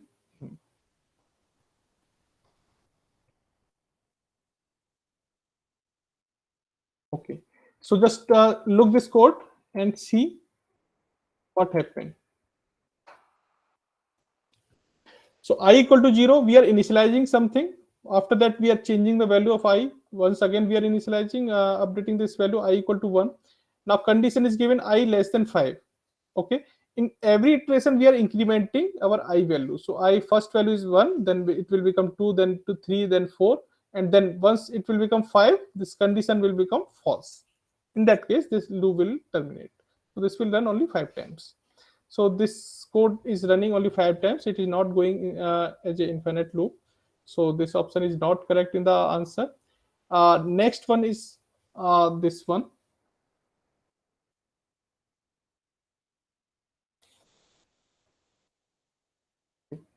So here we are just assigning I equal to 0. Okay, and we are again setting I equal to 1. And now the condition is given I is greater than 0. Okay, and we are incrementing our I every time and printing hello. So that means we are starting with 1, which is already greater than 0, and we are incrementing this value. That means this condition will always remain true. Okay, so I 1, 2, 3, 4, this is always greater than the 0. So how many times this loop will run actually? So this is based on the size of this range of this integer variable I. This will look like the infinite loop, but it will terminate after some number of iteration. So suppose if I just to check this, you can write this printf after this loop, print this I value, Ctrl D and I. Okay. Suppose if I run this code, because we are printing every time, so some input output operation is happening here. So we are printing something in the console. So every iteration we are performing some output operation, which we are printing hello on the output screen. So it takes some times. So actually the range of this integer I is actually very large. So if we run this code, okay, something is missing. Oh, sorry, this. You can see this hello is printing continuously. We are just assuming that this is running infinite time because it is taking some time to print hello in the console. But I'm stopping this. If I make this comment, okay, now I am not performing any print operation, but still loop is running. Okay, but after, if I run this code, you can see this loop is terminated after this number of steps. Okay. Yes, so sir. In order to check, you can also put the initial value of 2 as almost close to the limit. Initial value of which? I? Initial value of I, yes, sir. Okay, so what value should be here? Achha, okay, close to this. Yes, sir. Yeah, that we can also do. So like 2, 1, 4, 7, 4, 8, 3, 6, and 14. Right? And yes, if sir. I write this. Okay, yeah, correct. So 8 times it is running, and after that it is stopping. Okay, so every variable based on the size. So here if we are taking int I, so here the size of this integer is 4 byte. So based on that, it is capable to store some range of the values. So based on that, it will run that number of times. After that, it will terminate. Okay, so this is not running infinite number of times. It is running some finite number of times based on the range of this integer variable. So another option we have for the while condition. Okay, this one. Yeah, while we will discuss just after this for loop.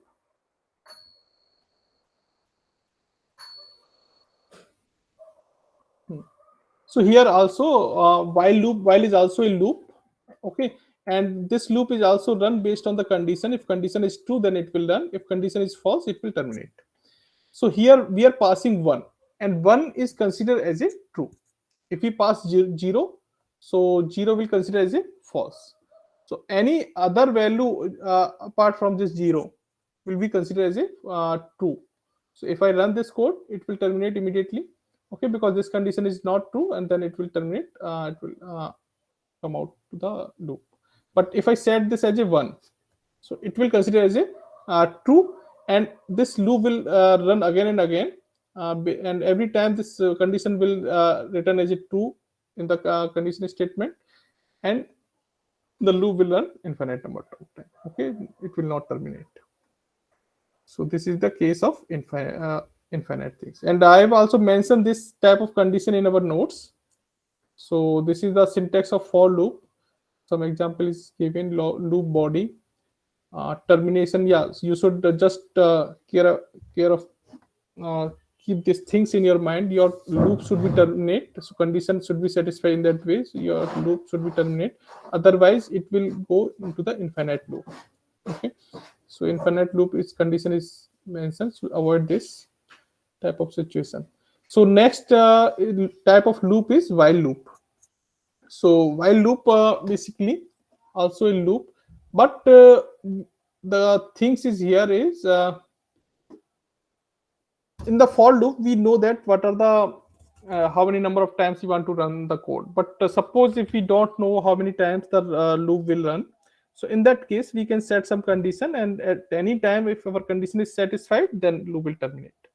Okay, if initially we don't know how many times will it will run, so we can write the while loop. Suppose if we are taking some input, if we are writing some code to take the input from the user. Okay, let me write one code. So if I'm writing int a, okay, and sum, and I'm initializing sum equal to 0. Okay. If so, here what I want to write here for the code, I will take the input from the user, and I will just read the input as an integer, and I will add that integer value in our sum every time. Okay, I will repeat this process until a user will pass as a 0 as a input. Okay, if user is giving the input greater than 0, then we will just run the loop again. If any time we are receiving 0 input, in that case I will stop the loop. So this is the one condition we don't know initially when the user will actually give the 0 input. Okay, so in that case we can use the while loop. So I can write the loop while a does not equal to 0. So this condition I have set. Okay, then inside this loop, what I will do, I will just add the sum equal to, or before writing the sum, I will take the input from the user. So a scanf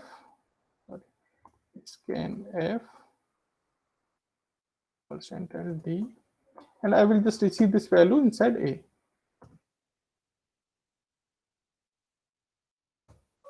Okay, and after that what we will do, okay, so one second, not here also,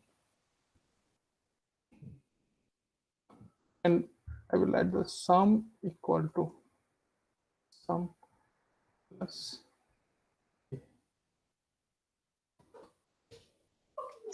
okay, so for this is the one condition, one input I am taking outside of this first condition. So this code is written here. If any time this condition is true, I will just print the final sum. Print f.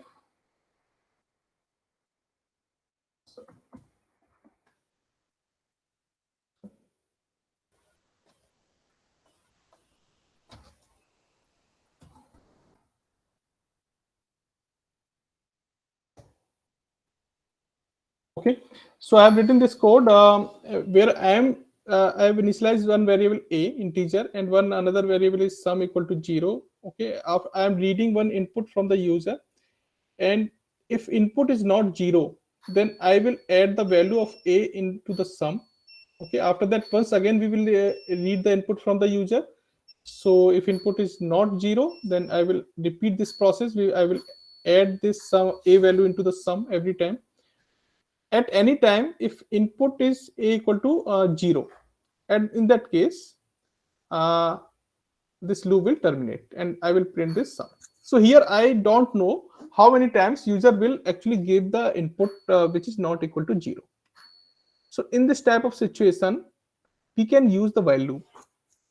Okay, so if I run this code, it is asking for some input. If I'm pressing 5, once again it is asking for the another input. Okay, 2, 3, 6. Okay, you can see we are passing any number of inputs, and at one time I press the 0, so it is now terminate, and it is giving 36 as a sum of all the previous element. Okay, so based, I think the one problem is also similar to this concept. Sir. Yes. Sir, simple if statement and while statement are similar, sir. Simple statement means? Without else statement, if you just give if condition, print this or else just exit the loop, means simple if statement and while statement are similar, sir. No. So while is repeating something. If else will not repeat. Okay. Okay, if else will not repeat the things. While is repeating this statement.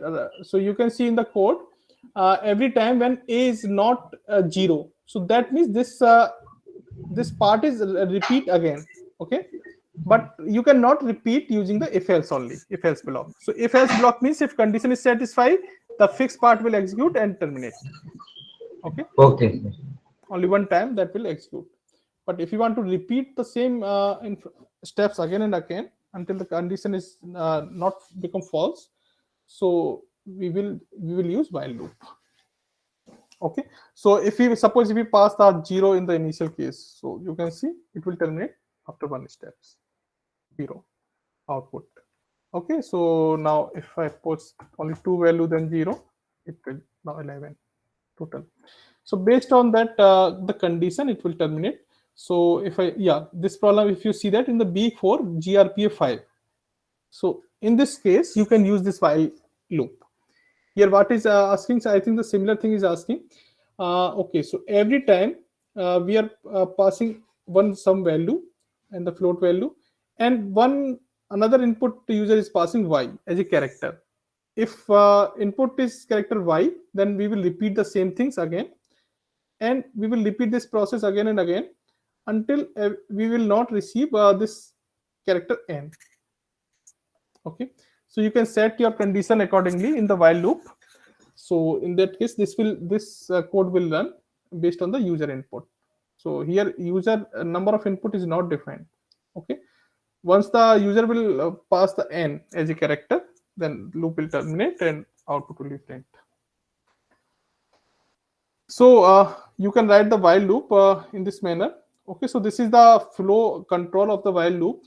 So first, there are two type of while loop in the C.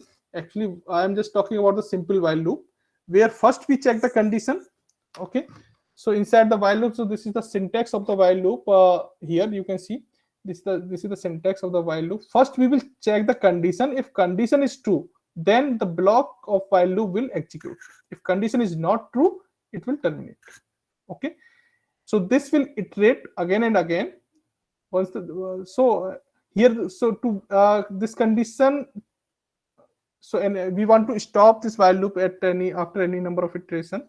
So what we will do, we will just update the condition variable inside the block after every steps, after every iteration. Okay, so with the statement, some statement will be written inside this. So one of the statement we will write in that way.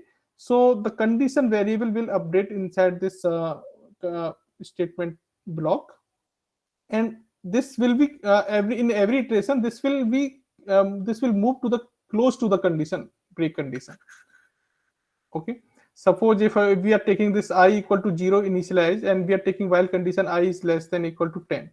So inside the while loop, okay, so this is while loop, and so inside the block, so we have to write some update statement for this I inside the while. Okay, then we have to write this statement in that way. So at after some finite number of iteration, that this condition should be break to stop this while loop. Otherwise, this loop will also run as an infinite loop if we are not updating our variable in proper manner. Okay, so this is the one example. You can see we have initialized I equal to 1. We have set one condition, I is less than equal to 5.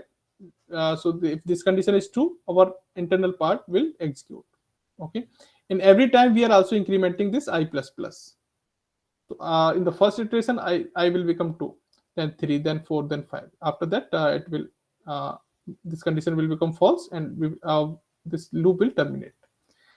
So suppose if we miss this, if we miss this line to write in the inside the block of statement, so this loop will also run infinitely, because we are not updating the I value. I will always remain 1, and this condition will always become true, and at that time this I will be printed by infinite number of time. So just keep this thing in your mind. Your condition should be break after some finite number of steps. Okay, so this is a similar thing. Yeah, infinite loop, same things I have mentioned just now. So here you can see this example while 1. So this loop will run infinite number of time. Termination condition. Yeah, do while loop. So simple while loop is, we will before execution the statement which are written inside the block of while loop. So before executing these statement, we will check condition first. Okay, if condition is satisfied, then the statement will execute. So do while loop is that if we want to execute a statement at least one time before checking the condition.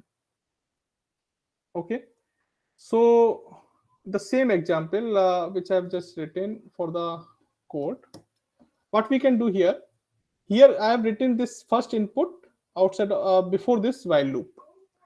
Okay, so if we want to just read this input also inside this while loop, what we can do, that means at least one time I have to receive input from the user, at least one time. Okay, so this statement I have to execute at least one time. So what I can do, I can use the do while loop. So do while loop means I will just write do and will write the block of do. Okay, and after that I will just write this statement. Okay, and okay, once this sum equal to,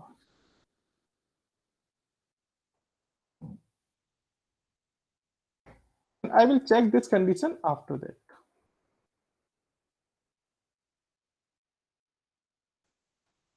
Scanf tension. Yeah, okay. So this is the statement. This is the syntax for do while. That means this part at least execute one time. Okay, I will just remove this. Okay, if I just compare this do while loop. Okay, so there's the control flow structure you can see. First, we will execute the statement one time at least. Okay, after that we will check the condition. Okay, if condition is true, then we will run again this statement block. Then we will check condition again. So this cycle will run in that way. So this statement will execute at least one times. Anytime if condition is become false, then we will exit. So this is just a reverse of the simple while loop. In simple while loop, we are checking the condition first, then we are executing the statement. Okay, in that case, if the condition is not true in the first case, this statement will not execute. Okay, but in this do while loop, this statement will execute at least one time, then condition will be checked. Okay, so in the example of this, if I write this, run this code, so here also once again 10, 20, 30, 40, and 0. Okay, so you can see that what we are doing, first we are asking the input using this scanf. I have just removed this by the comment. First scanf, I have mentioned this inside do. I am reading the input and adding inside the sum. Okay, so 10 will add into the sum. Then after that I am checking that what is the input. If a is not equal to 0, then running the do again. Okay, so a was 10 not equal to 0, then it will run again, it will receive 20, it will again. Now 30, it is not equal to 0, then 40, it is not equal to 0, now 0. Okay, so at the time of receiving 0, so 0 will be added into sum, but after that it will check here while a does not equal to 0, no, this condition is false. At that time, this loop will terminate and our output will be printed. So in the problem statement of GRP5, so you can see first we are passing this value 100. Okay, so the first we are getting value, then we are receiving the user choice. Yes, you want to add one more or no. And okay, so at least we have to receive at least one input value from the user before receiving the choice. So here we can use the do while loop. Okay, so this is the do while loop structure you can use accordingly according to your need. This the same things. Infinite loop condition, you should keep this in your mind. Nested loop is also similar for the nested if conditional statement. If we can write multiple loop inside the another loop, you can see here in this example, we are writing one loop. Inside this, we are writing another loop. Okay, so this is called as a nested loop. So sometime suppose we want to read the matrix element. Okay, so matrix is basically two-dimensional, row and column. So in that case, we have to use the like this nested loop things. Okay, so or we can also use three-dimensional. So we will use three nested loops. So for loop inside, then once again for loop. So we will discuss some problem based on the nested things once the array and strings will comes in the lecture. Okay, yeah. So this some simple statements are also there, which is actually used inside this loop. Break I have already discussed. If we want to stop some operation after some time, so we can use this break statement. Continue. Okay, so I will just discuss some example for this.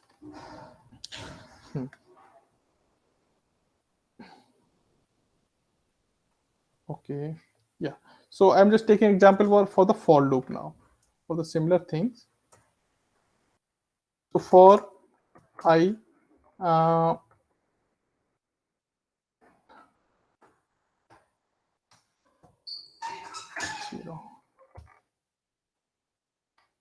I'm taking one condition I is less than 100 and I plus plus. Inside this, I'm reading one input from the user, scanf %d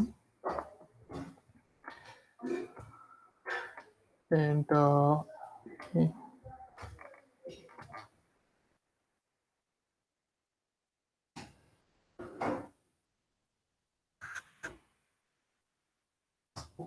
And after that, I'm just using one condition. If a is equal to 0, okay, equal to 0, so I will break this loop. Break. Okay. Else, sorry, not this.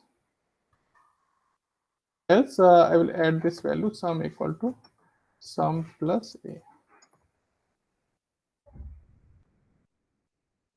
What is wrong here?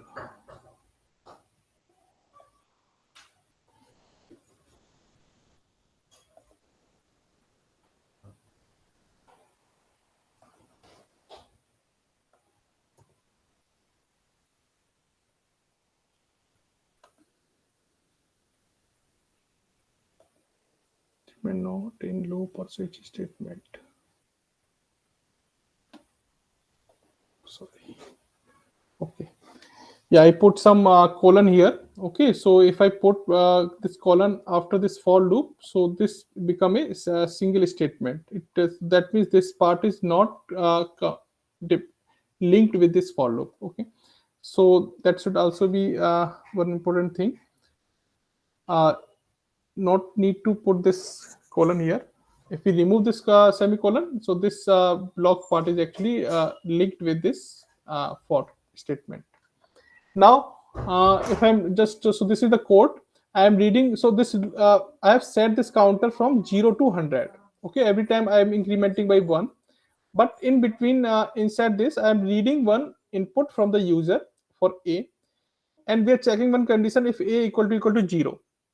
Okay, then we will break this loop. So this break we can use to break the loop before to the termination condition. Okay, else if this A is not equal to 0, I am using else condition and I will add this sum equal to sum plus A. So in this way, after that I will print the sum. So if I am running this, so this loop is running. Now if I'm putting 10, okay, 20, 30, like this, at any time if I'm putting this 0, so this first condition is this is satisfied, true. Now this break will execute and it will break the loop. Okay, so now this condition is not become true. I is not less than equal to true. So after 4 iteration, our one condition is satisfied and we want to break the loop after satisfying this condition. So you can use this break according to your need. If you want to break the loop after satisfying some another condition which is not given in the while or for loop, so you can also terminate the loop before the termination condition using this break statement. Okay, and also one any query? Sir. Yes. Yes, sir. And for what condition the statement will get break, sir? Sorry, what condition? So when what condition is reached, the statement will be breaked, sir, in this case. So in this case, when a user is giving 0 input, so I am reading one input from the user from the console. Every time I'm pressing 10, 20, 30. So condition is given if A equal to 0, then this part will execute. Otherwise, we will add sum equal to sum plus A. So initially we have received 10 in A. Okay, so 10 we have received. This first condition is not true. We are adding 10 inside the sum. Second time this loop will run again. Okay, so this loop is running based on this I value. So this loop will run again. Again, it is reading some second value from the console. Now 20 we are passing. Then once again this condition is not satisfied, true. Then else part will execute. Then once again loop will run. 30 we will pass. 30 is also not equal to 0. Then this first condition is not true. Else is will be execute. Okay. Now once again when we are passing 0, so 0 is passing to the A. Now this first condition become true. 0 equal to 0. In this case, this condition is true. So if block will execute, and this is the break line. And so this will break the loop, which is coming. Which is the closure to the break statement. Suppose we have written a nested loop. So suppose this for loop is coming inside the another for loop. Okay. Sir? In that case, only the nested for loop will terminate. Yes. Sir, each time the program asks us for the input, sir. After that, yes. When the statement gets broken, why it displays 60, sir? Yeah. So this is the one line is written in the last. Okay, sir. Okay. So this is not visible once. Okay. So in that way, we can use this break. So similar things, we can pass some things. Suppose we want to, I'm taking any, okay. So, pause, okay. So if I'm just taking one condition, not input this time.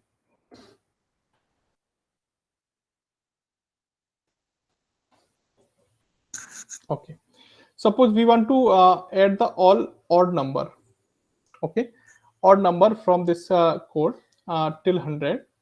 So so that means I want to skip the even number. Once the even number is I is coming even, so we want to skip. And if I is not coming, if I is not even, then we will add into the sum. So I will start from the one value, and here I will check the condition. If let I will divide by 2. If this is okay, this is equal to 0. Okay, so that means if I remainder of I divided by 2 is 0, so that means the I is even, and we want to skip this even this value. Okay, so what we can do, we can write one statement here like this: sum equal to sum plus I. Okay. So now inside this we can write continue, this statement. So in this way, what will happen, we can also write if else condition. Okay, so if this condition is not true, then we so we can write one more condition: I divide by 2 equal to 1. So if this condition is true, then we will add sum equal to sum plus I in that way. Okay, in that way we can also do, but we can do in the another way also. If we are checking that if I is even, then we don't want to add this I into the sum. If I is not even, then we will perform this operation. So in this case, what will happen using this continue? So if I is coming 1 and we are this first condition is not true, so this block will be ignored, and this operation will perform sum equal to sum plus I. But what happen if I is even? So in that case, this condition will become true, and we are passing continue statement here. So continue, once the compiler receive this continue statement, so inside this loop, that compiler will directly jump to the loop. So it will not execute the remaining statement which is written inside the for loop. Okay, so once it receive the continue, it will directly jump to the next iteration. So if I take small counter here, 10. Okay, so now you can see 1 to 10. So only 5 odd number are there. That is printing the sum of this 5 number is 25. Okay, so you can see when I is now even. So in that case, this continue statement is directly stopping the loop execution, and it will. So the control is actually moved to the next iteration without executing the remaining line. So if you want to stop the execution at any point by satisfying some condition, and you want to execute the next iteration without executing the remaining part of the code, so you can use this continue statement inside the loop by checking some condition. Okay, sir. Yes, sir, if you give continue in program, means without the next sum is equal to sum plus I will not also be followed, sir. If this condition is true, suppose if I'm just writing this line, I'm making some everything is comment. Okay, now this continue is written. Okay, so every time this loop will run, but this line will not be executed. So once the compiler will execute continue means it will directly move to the next iteration without executing the sum line. So it will, you can see sum is still 0, which is initialized with 0. Okay, so once the continue is execute, that means this loop will runs again to the next iteration. Okay, so this sum part, this the instruction which is written after that, it will not execute. Or if I write once more like this, print f is hello, this will also be not execute. You can see only the direct output is coming for sum. So this is not printing. But if I make this comment, now all value will come hello every time. Okay.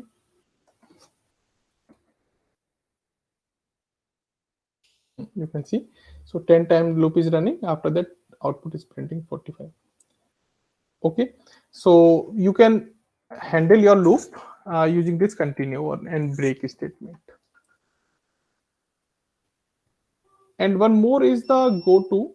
So that is actually generally not used, and that things you can handle by this control and if else and this type of blocks.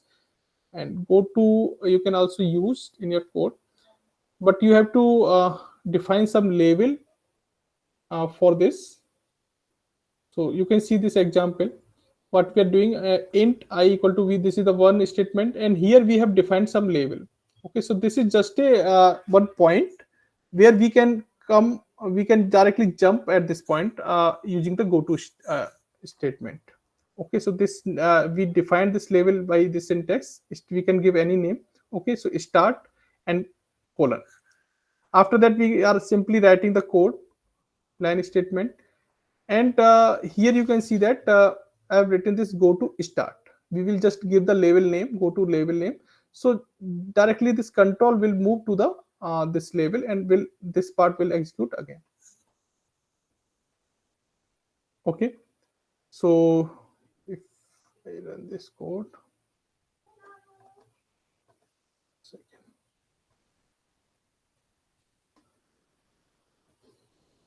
okay, so I'm writing here.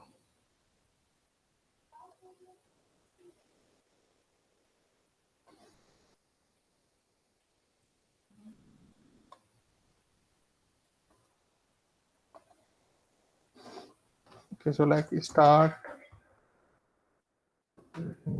So I'm just adding increment I equal to okay, let me set I int I equal to 0.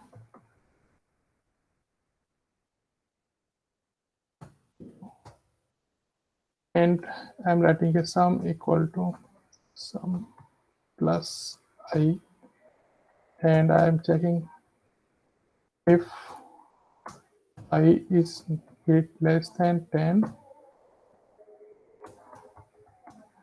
go to start.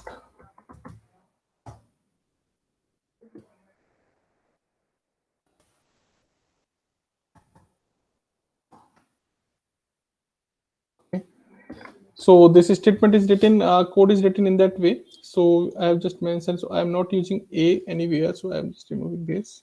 So sum equal to 0, I equal to 0, start. So this is the label point. Okay, so I can jump directly come back to this point using this go to statement. Okay, so I can give any name. So now the next statement is sum equal to sum plus I if I is less than 10. Okay, so I is not incremented here. So what we will do, I will increment this I again. So let me increment this I plus plus here.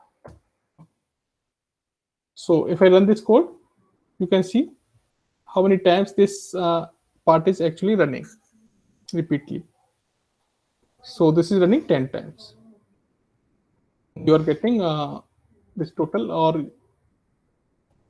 I equal to total sum is equal to 55. So I equal to 1 plus 2 plus 3. If you add till 10, you will get 55. So in that you can, in that way, you can also execute the part repeatedly by this sum start label and go to. So here, if this condition is satisfied, so we are directly jumping to the start label. So that means we are directly jumping to the this line number 7, and that part will execute again.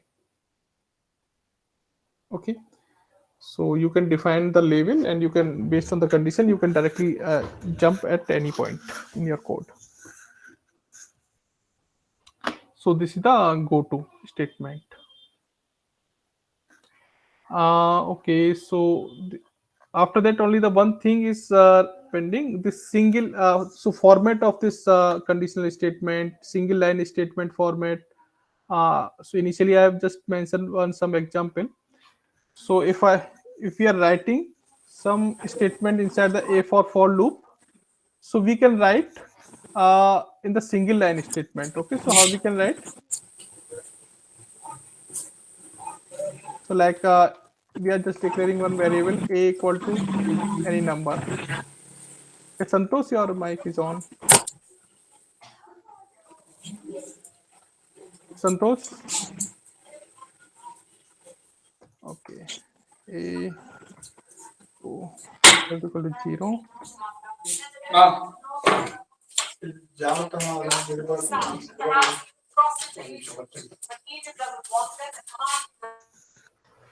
Okay.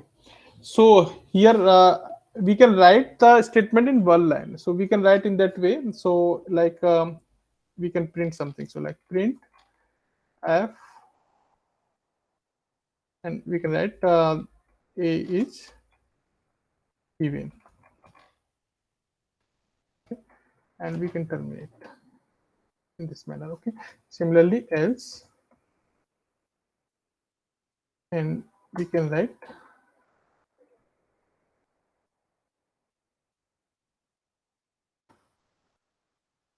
A is odd.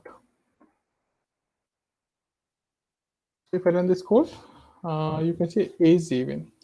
If I write this 9, A is odd. So if you have only a single line statement which you want to run based on the condition or inside the loop, you can directly written without using the curly braces, open and end braces. You can write in that way. Okay, so this will reduce some code lines. Okay, but this type of code is actually not proper readable. If the code is large, code is big, and you have written the code in that way, single line statement in that way, so maybe that code is not proper readable. So always we will always suggest to you to use the proper brackets when the block is start and when block is actually complete. Okay, so but what happened, so in this way, if I'm writing this condition and this to statement is written in this manner, like so, only if this condition is true, like 10. So what will execute? So here this indentation, maybe you will confuse with this indentation. So these two lines are not coming inside this if block. So only the first line is coming inside this if block, because when we are writing the syntax in this manner, single line statement manner, so once the compiler will find out the this semicolon, okay, so that means compiler will just close the loop block for the conditional statement. So the compiler will just understand that this is the closing point of the if block. Okay, so in that case only the first line will be print. Okay, yeah, so that compiler actually is printing this second line because this is coming as a outside of this block. Okay, so both line is printing. If this condition is not satisfied, then second line will be printed. So slash n, let me use. Okay, so only second line is printing. So this line will always be printing. If I remove this, not removing this, so this second line is actually coming totally outside of this if block. This will always be executed if a condition is true or not true. Sir, only this first line is coming inside the block of if. Yes. Sir, without any condition after if, how it is finding whether it is a printf A is even or printf A is odd, sir? How between those two statements, how the compiler will be choosing? Compiler will actually, after checking the condition, so compiler will check this condition.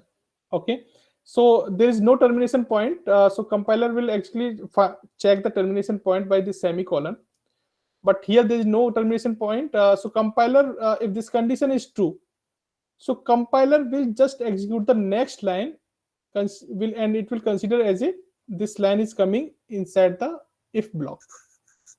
But here actually compiler just find out the semicolon, first semicolon. So compiler will just because there is no open and close brackets is given here.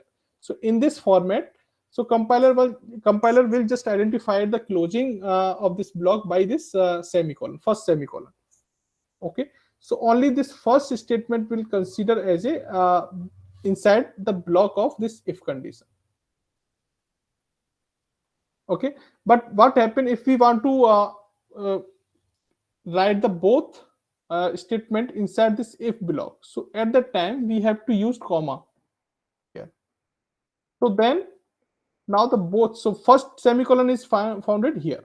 Okay, so once the condition is checked, compiler will check the semicolon. So this statement is written, now comma is written, so this is not a termination point of the block of if. Now this will also be executed. So in this case, if number is even, then both statement will be print. You can see. Okay, if number is odd, nothing will be printed in the output. Okay, you can see. Okay, so based on this semicolon, it is decided that what is the termination of block. So this is completely outside of this if block if we write this semicolon here. Okay, so and if more than one or two blocks one statement you want to write inside the block of if condition, just use the brackets, so that you will get the clear idea of what part is coming inside the if, what part is coming inside the else part block. So use the curly braces, but you should know what happened when we are writing the single line statement in that way. So some questions is asked many times in the any competitions or any exam. Okay, so let me ask one more things here. Print else.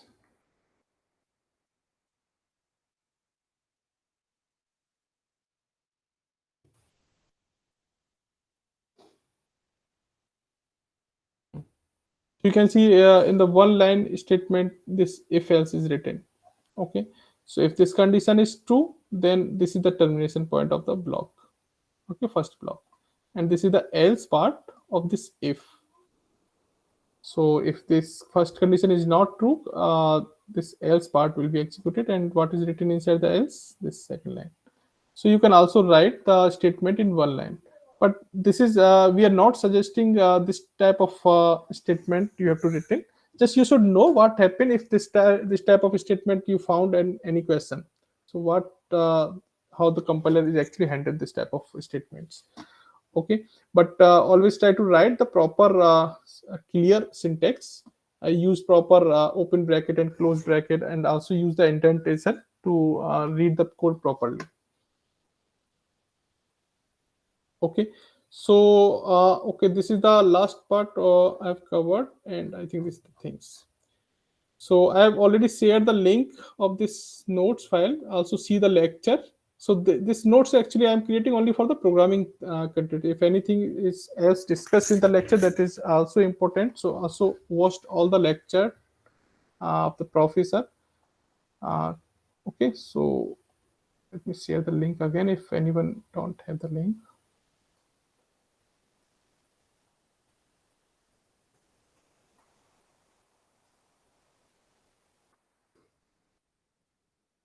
Okay, now any question, any query?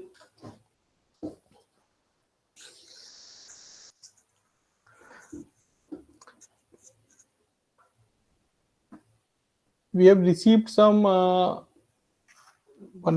some mail regarding the programming is very hard. So one more things I have already mentioned in the initial of this course. This is not a theoretical course. This is not a formula based things.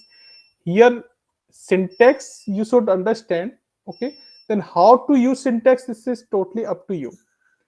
Okay, and now how you create the logic, it is totally up to you. How you can design the logic. So practice we are providing, we are just giving some problems. We are also helping in the live session to solve the problems, but still you have to practice on the compiler. Okay, just not learn the things. Okay, just do the practice, do just write the code. And this is not the 1 week or 2 big things. You will just become an expert in the programming. So just wait for some time, just solve some problems. Okay, and just do some experiment with the codes. What happen if you are writing some things, and if you are changing something, what impact is there. So just do some experiment with the code, and just write the some code repeatedly to learn the syntax. Initially maybe you are not able to write the for loop syntax. Okay, so how you can learn? So this is not the reading things. So just write the for loop syntax at least 10-20 times.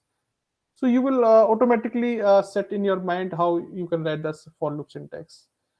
Okay, so this is the things which is required in the programming courses. So just open the compiler and write the code and solve problem. You can also create your problem, not depends on the our problems. You can just think about any formula, you can write the code for that. Okay, you can just think about any problem, you can search any problems on the net, or you can write the code for that basic problems. Okay, just but more practice. And in the professor is also mentioned in the first lecture, first week lectures. So what are the key of the course for learning this course is practice, practice, and practice. Okay, so just do the practice. If you have any doubt, any query now. No, sir. Okay. Anyone else? No, sir. Okay. So if there is no query, then we can close the session. If you have any query, you can post on the forum. Okay. Yeah. Okay. Okay. Thanks, everyone. Good night. Thank you, sir. Thank you, sir. Thank you, sir. Thank you.